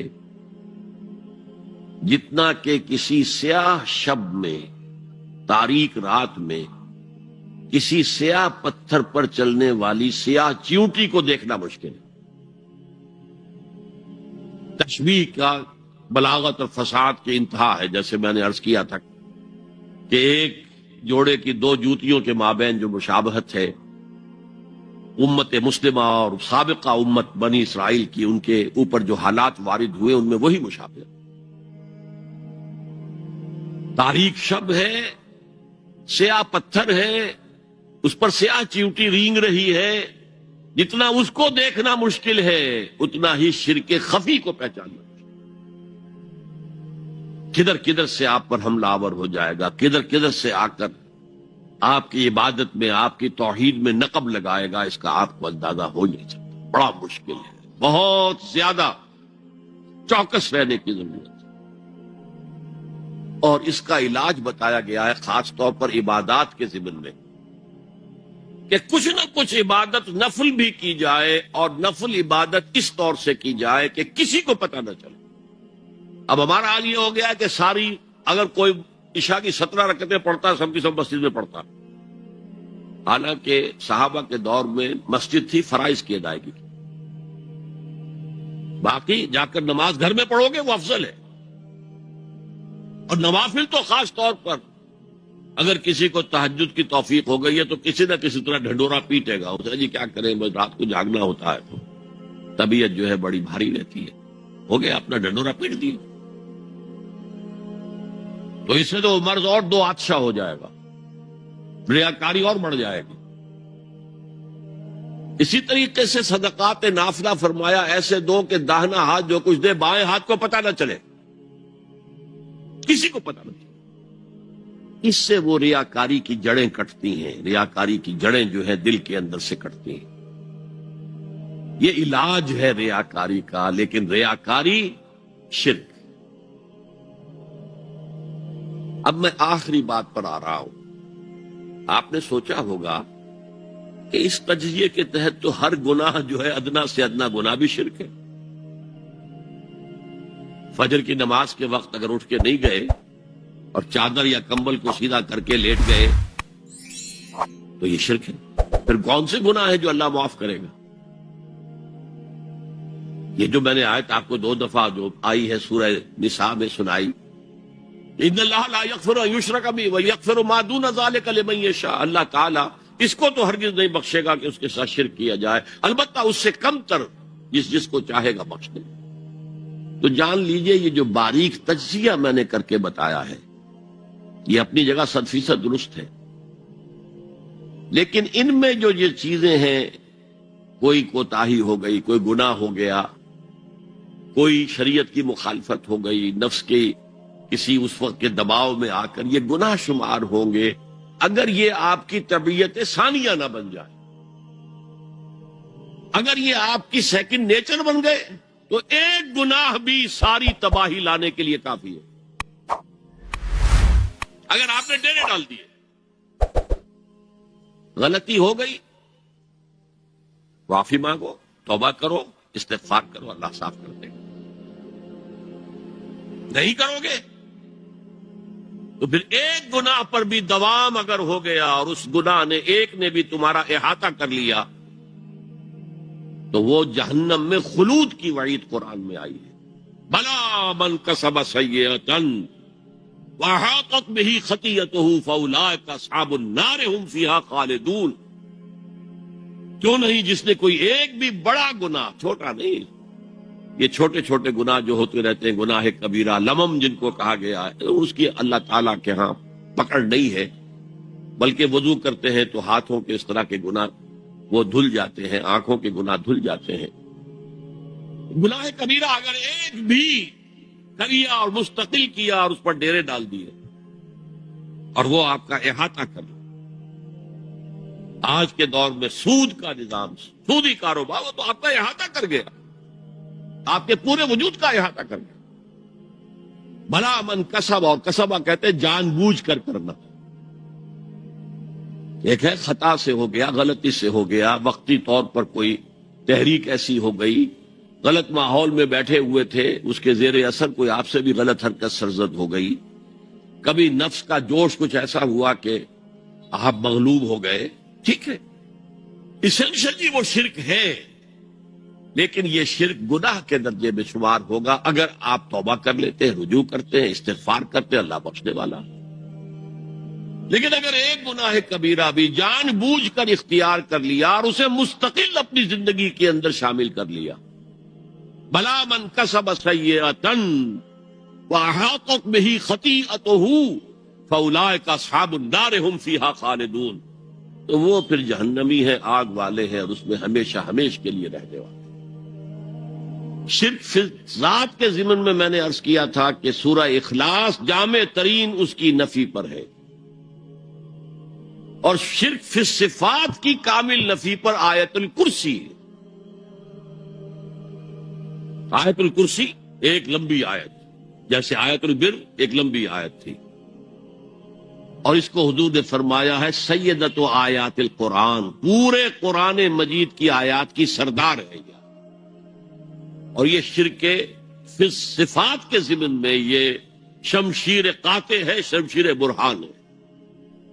اللہ لا الہ الا ہو الحی القیوم، یہ وہی ہے، قل هو اللہ احد اللہ الصمد الحی، اللہ زندہ ہے، لیکن اس کی زندگی کو اپنی زندگی پر قیاس نہ کرنا۔ تمہیں خوراک کی احتیاج ہے، اسے کوئی ضرورت نہیں۔ ما اريد منهم من رزق وما اريد ان يطعمون، مجھے کوئی احتیاج نہیں کہ مجھے کوئی رزق پہنچائیں، رزق دیں، مجھے کھلائیں، مجھے کوئی ضرورت نہیں۔ پھر تمہاری حیات نیند، اونگ، تھکان، ان تمام کمزوریوں کے ساتھ ہے۔ وہ الحی ہے، اپنی ذات میں خود زندہ ہے، حیات اس کی ذاتی ہے، کسی اور نے عطا نہیں کی ہے۔ ہماری تو مستعار ہے، عمر دراز مانگ کے لائے تھے، 4 دن 2 آرزو میں کٹ گئے، 2 انتظار میں۔ اور القیوم بقیہ پوری کائنات کے لیے وہی ہے، اس کو تھامے ہوئے، لا تاخذہ سنۃ ولا نوم، الحی، حیات کامل، کہ اس کو نہ نیند آتی ہے نہ اونگ آتی ہے۔ لہ ما فی السماوات و ما فی الارض، آسمان اور زمین میں جو کچھ ہے اسی کی ملکیت ہے۔ تم کسٹوڈینز ہو، تم امین ہو، ای امانت چند روزہ نزد ماست، در حقیقت مالک شے ہر شے خداست، یہاں تک کہ یہ میرا جسم بھی میرے پاس امانت ہے۔ میں کون ہوں؟ میری خودی، میری انا، میری روح جو پوزیس کرتی ہے اس بدن کو، لیکن یہ پوزیشن ملکیت کا نہیں ہے، امانت کا ہے۔ ای امانت، یہ ہاتھ بھی امانت ہے، میری زبان بھی امانت ہے، میری آنکھیں بھی امانت ہے۔ من ذا الذی یشفع عندہ الا باذنہ، یہ یہاں پر انداز بڑا پرجلال، کون ہے وہ جو شفاعت کر سکے اس کے دربار میں مگر اس کے اذن سے؟ کسی کا ذاتی، کسی کا زور، کسی کا اختیار نہیں ہے کہ جس کی بنا پر وہ شفاعت کرے، ہاں اللہ کے اذن سے۔ اور دوسری جگہ پر آتا ہے جس کے لیے وہ چاہے گا اور جس کو اجازت دے گا، جیسے کہ آتا ہے اما یتساءلون میں، یوم یقوم الروح والملائکۃ صفا، اور ان میں سے کوئی بھی بات نہیں کر سکے گا، کلام نہیں کر سکے گا، لا یتکلمون الا من اذن له الرحمن، سوائے اس کے جسے رحمان اجازت دے، وقال صوابا، اور صحیح بات کرے گا، کوئی غلط بات نہیں کرے گا۔ یعلم ما بین ایدیہم وما خلفہم ولا یحیطون بشیء من علمہ الا بما شاء، وہ تو جانتا ہے جو کچھ بھی ان کے سامنے ہے اور ان کے پیچھے ہے، اور یہ کوئی احاطہ نہیں کر سکتا مخلوقات میں سے اس کے علم میں سے کسی کا بھی سوائے اس کے جو وہ خود چاہے۔ یہاں بڑے ہی لطیف انداز میں شفاعت باطلہ کے تصور کی نفی ہو گئی۔ دیکھیے، آپ کہیں جا کر کسی مجسٹریٹ سے سفارش کرتے ہیں تو کیا کہتے ہیں؟ اجی یہ فائل کے اوپر جو کچھ ہے آپ اس پر نہ جائیے، یہ گواہیاں وغیرہ جھوٹی ہو گئی ہیں، میں آپ کو بتاتا ہوں اصل بات کیا ہے۔ اللہ کے سامنے کوئی یہ کہہ سکے گا اے اللہ تیرے علم میں نہیں ہے، میرے علم میں ہے؟ یعلم ما بین ایدیہم وما خلفہم، وہ تو جانتا ہے جو کچھ ان کے سامنے اور جو کچھ ان کے پیچھے ہے۔ ولا یحیطون بشیء من علمہ الا بما شاء، اور ان میں سے کوئی بھی، جیسے کہ میں ابھی بتا چکا ہوں، بریلوی مکتب فکر بھی کہہ رہا ہے کہ اللہ کا دیا ہوا علم ہے، محمد رسول اللہ کا جتنا ہے، لا محدود نہیں ہے، محدود ہے، قدیم نہیں ہے، حادث ہے۔ تو جتنا اللہ چاہتا ہے، جس کے لیے جتنا چاہتا ہے، لیکن اس کے علم میں سے احاطہ نہیں کر سکتا کوئی مگر جو وہ چاہے۔ وسع کرسیہ السماوات والارض، اس کا اقتدار چھایا ہوا ہے، مستولی ہے، آسمانوں پر بھی اور زمین پر بھی۔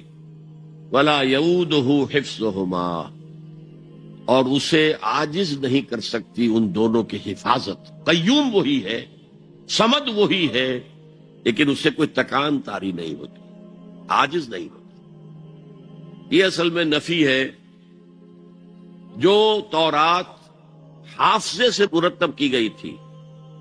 587 میں نبوکدنضر کا جو حملہ ہوا تھا اس میں اصل تورات گم ہو گئی، اس وقت سے آج تک وہ اصل تورات ان کے پاس نہیں۔ پیریڈ آف کیپٹیوٹی سے واپس آئے ہیں بیت المقدس میں، سائرس کے لطف و کرم کی وجہ سے، ذوالقرنین کے لطف و کرم کی وجہ سے، پھر یادداشتوں سے لوگوں نے وہ تورات مرتب کی ہے، تو اس میں انسانی فکر شامل ہو گیا۔ لہذا وہاں یہ لکھا ہے اللہ نے 6 دنوں میں آسمان اور زمین پیدا کیے اور 7ویں دن آرام کیا، یعنی کوئی تکان لائق ہو گئی۔ قرآن نے کہا، اللہ تعالیٰ نے فرمایا سورہ قاف میں، وَلَقَدْ خَلَقْنَا السَّمَاوَاتِ وَالْأَرْضَ وَمَا بَيْنَهُمَا فِي 6 أَيَّامٍ وَمَا مَسَّنَا مِن لُغُوبٍ، یقیناً ہم نے آسمان اور زمین اور جو کچھ ان دونوں کے مابین ہے انہیں 6 ہی دنوں میں پیدا کیا۔ وہ بات ٹھیک ہے، لیکن ہمیں کچھ تکان لائق نہیں ہوئی کہ ہمیں کسی آرام کی ضرورت ہوتی۔ لا یعودہ حفظہما وہو العلی العظیم، العلی وہی ہے سب سے بلند و بالا، لتکون کلمۃ اللہ ہی العلیٰ، تاکہ اللہ کا کلمہ سب سے سر بلند ہو جائے، اور وہی عظیم ہے، عظمت والا۔ اللہ تعالیٰ مجھے اور آپ کو اس سے بچائے، اپنے سابقہ زندگی کے گناہوں پر توبہ کرنے کی اور اللہ سے استغفار طلب کرنے کی توفیق عطا فرمائے، اور اپنے دینی فرائض کی انجام دہی کے لیے کمر بستہ ہو جانے کے عزم مصمم کر لینے کی توفیق عطا فرمائے۔ اقول قولی ھذا واستغفر اللہ لی ولکم ولسائر المسلمین والمسلمات۔ اب ہم سوالات کا سیشن شروع کرتے ہیں۔ پہلا سوال ہے، اگر کسی مسلمان کو یہ نہیں معلوم ہو کہ وہ جو کر رہا ہے وہ عمل شرک ہے یا نہیں، تو کیا اس کا یہ شرک معافی کے قابل ہوگا؟ دیکھیے، اگرچہ قانون تو یہ ہے دنیا کا، ignorance of law is no excuse، قانون سے عدم واقفیت کوئی عذر نہیں ہے، قانون تو پھر پڑھتا ہے، لگتا ہے، لاگو ہوتا ہے، عائد ہوتا ہے، لیکن اللہ کے ہاں ایسا نہیں ہے۔ وہ ہر شخص سے اس کے اپنے حالات کے اعتبار سے حساب لے گا، کن حالات میں پیدا کیا گیا، کیا جینز اس کو دیے گئے تھے، کن حالات میں وہ پلا بڑھا ہے، اس کے انوائرمنٹل فیکٹرز کیا تھے، پھر یہ کہ جن لوگوں کی ذمہ داری تھی کہ اسے دین کا پیغام پہنچائے انہوں نے کوتاہی کی، اور اگر اس کی وجہ سے یہ لا علم رہا اور اس نے بات کو نہیں سمجھا تو میں سمجھتا ہوں اللہ تعالیٰ نرمی فرمائیں گے۔ باقی یہ کہ بخشش یا سزا دینا یہ اللہ کا اختیار مطلق ہے۔ ہم کچھ نہیں کہہ سکتے. اللہ تعالیٰ ابو جہل کو بخش دے, ہم اعتراض نہیں کر سکتے, اس کی مخلوق ہے جو چاہے کرے. اللہ تعالیٰ کسی نیک سے نیک آدمی کو جہنم میں ڈال دے, وہ کر سکتا ہے. جیسے میں نے کہا, اپنی بکری آپ جب چاہیں ذبح کریں, اپنے غلام کو آپ چاہیں قتل کر دیں. ہم یہ جانتے ہیں کہ وہ عدل کرے گا, انصاف کرے گا, قائم بالقسط ہے, لیکن اللہ تعالیٰ کے اوپر کوئی پابندی کسی کی نہیں ہے. تو میں یہاں صرف یہی لفظ استعمال کر سکتا ہوں کہ اللہ تعالیٰ ہر شخص کے ذاتی حالات کے اعتبار سے محاسبہ کرے گا, اور یقیناً اگنورنس جو ہے اس کے ہاں ایک ایکسکیوز شمار ہوگا. انصاری عامر کا سوال ہے کہ ہمارے علاقے میں بہت سے بچے انگریزی اسکول میں تعلیم کے لیے جاتے ہیں, اور وہاں تعلیم سے پہلے انگریزی میں کراس کے سامنے ہاتھ اٹھا کر دعا کی جاتی ہے. کراس کا جو نشان ہے اس کے سامنے دعا کی جاتی ہے, صلیب کے سامنے. صلیب. کیا ایسا کرنا شرک ہے؟ یقیناً شرک ہے, لیکن اس کا وبال ان کے والدین پر آئے گا جنہوں نے اس بچے کو اس جگہ پر داخل کرایا, اور صرف دنیاوی مفادات کے لیے کہ تعلیم جو ہے شاید بہتر مل جائے, دنیاوی تعلیم, اور وہاں کی صنعت جو ہے وہ زیادہ قیمت اس کی اٹھ جائے مارکیٹ کے اندر, تو وہاں بچوں کو داخل کرانا والدین کا جرم. ایک سوال ہے ثانیہ عثمان, وہ کہتی ہیں کہ اے نان مسلم who had become a Muslim or مومن after the age of 40 and above, in that period of time they have done a lot of shirk, but after that he had become a Muslim, he had done the tawbah for that shirk, would Allah will forgive him or not? Definitely. یہ حضور کا فرمان ہے کہ 3 فعل ایسے ہیں جو سابقہ زندگی کے تمام گناہوں کو, پورے نامہ اعمال کو صاف کر. ایک ہے کسی کا کفر سے اسلام میں داخل ہونا, دوسرا ہے کسی کا خالص اسلام کے لیے, اللہ کے دین کی عظمت کے لیے ہجرت کرنا, گھر بار چھوڑ کر, بال بچوں کو چھوڑ کر نکل جانا. تیسرے حج مبرور, وہ حج جو حلال کی کمائی سے کیا گیا ہو, اور جس میں ولا رفث فلا فسوق ولا جدال فی الحج ہو, ساری شرائط پوری ہو. تو حج بھی مبرور اگر ہو جائے گا, یعنی اللہ کی جناب میں مقبول ہو جائے گا, تو وہ تمام گناہوں کا کفارہ بن جائے گا. ایک ہمارے ہندو بھائی ہیں Amul Verma, he is a student of engineering, and he says, I strongly believe in Vedas and I avoid idol worship. Is it valid according to shirk? Is it necessary to accept Islam to avoid shirk? What is the relation between Islam and Vedas? Please explain in detail and in English. Actually, I didn't have any chance in my life to read Vedas. I only had by chance read an English translation of some Upanishads. And as a result, I had the idea that these Upanishads are the remnants and somewhat distorted forms of the books that were given to Ibrahim alayhi salatu wassalam. And this word Brahma in Hinduism denotes Ibrahim. Just as the Christians declared Jesus to be Son of God, here some people made Ibrahim the Lord of the world, God. And this tasawwur Brahma, I think, is a deviated form of Ibrahim. This is my opinion. So, if someone becomes muwahhid and gives up idolatry and worship of idols, then he should proceed further. God has been sending his apostles. Definitely in India, apostles or his messengers might have come, because Quran said there is no township in which we had not sent a warner. وَإِن مِّن قَرْيَةٍ إِلَّا خَلَا فِيهَا نَذِيرٌ وَلِكُلِّ قَوْمٍ هَادٍ. And for every nation there had been leaders and guiders. So there must have come here also, just as some of the ulama, they considered that Buddha was a prophet of God. And whatever is attributed to him as his talimat, as his teachings, they have been distorted. So this is the thing, and you should proceed and see the apostles of God, the messengers of God, about whom we consider that Muhammad is the last one. Kalki Avatar. He is Muhammad sallallahu alaihi wasallam, who was foretold in your scriptures. So you have to believe in him to have the salvation on the day of judgment.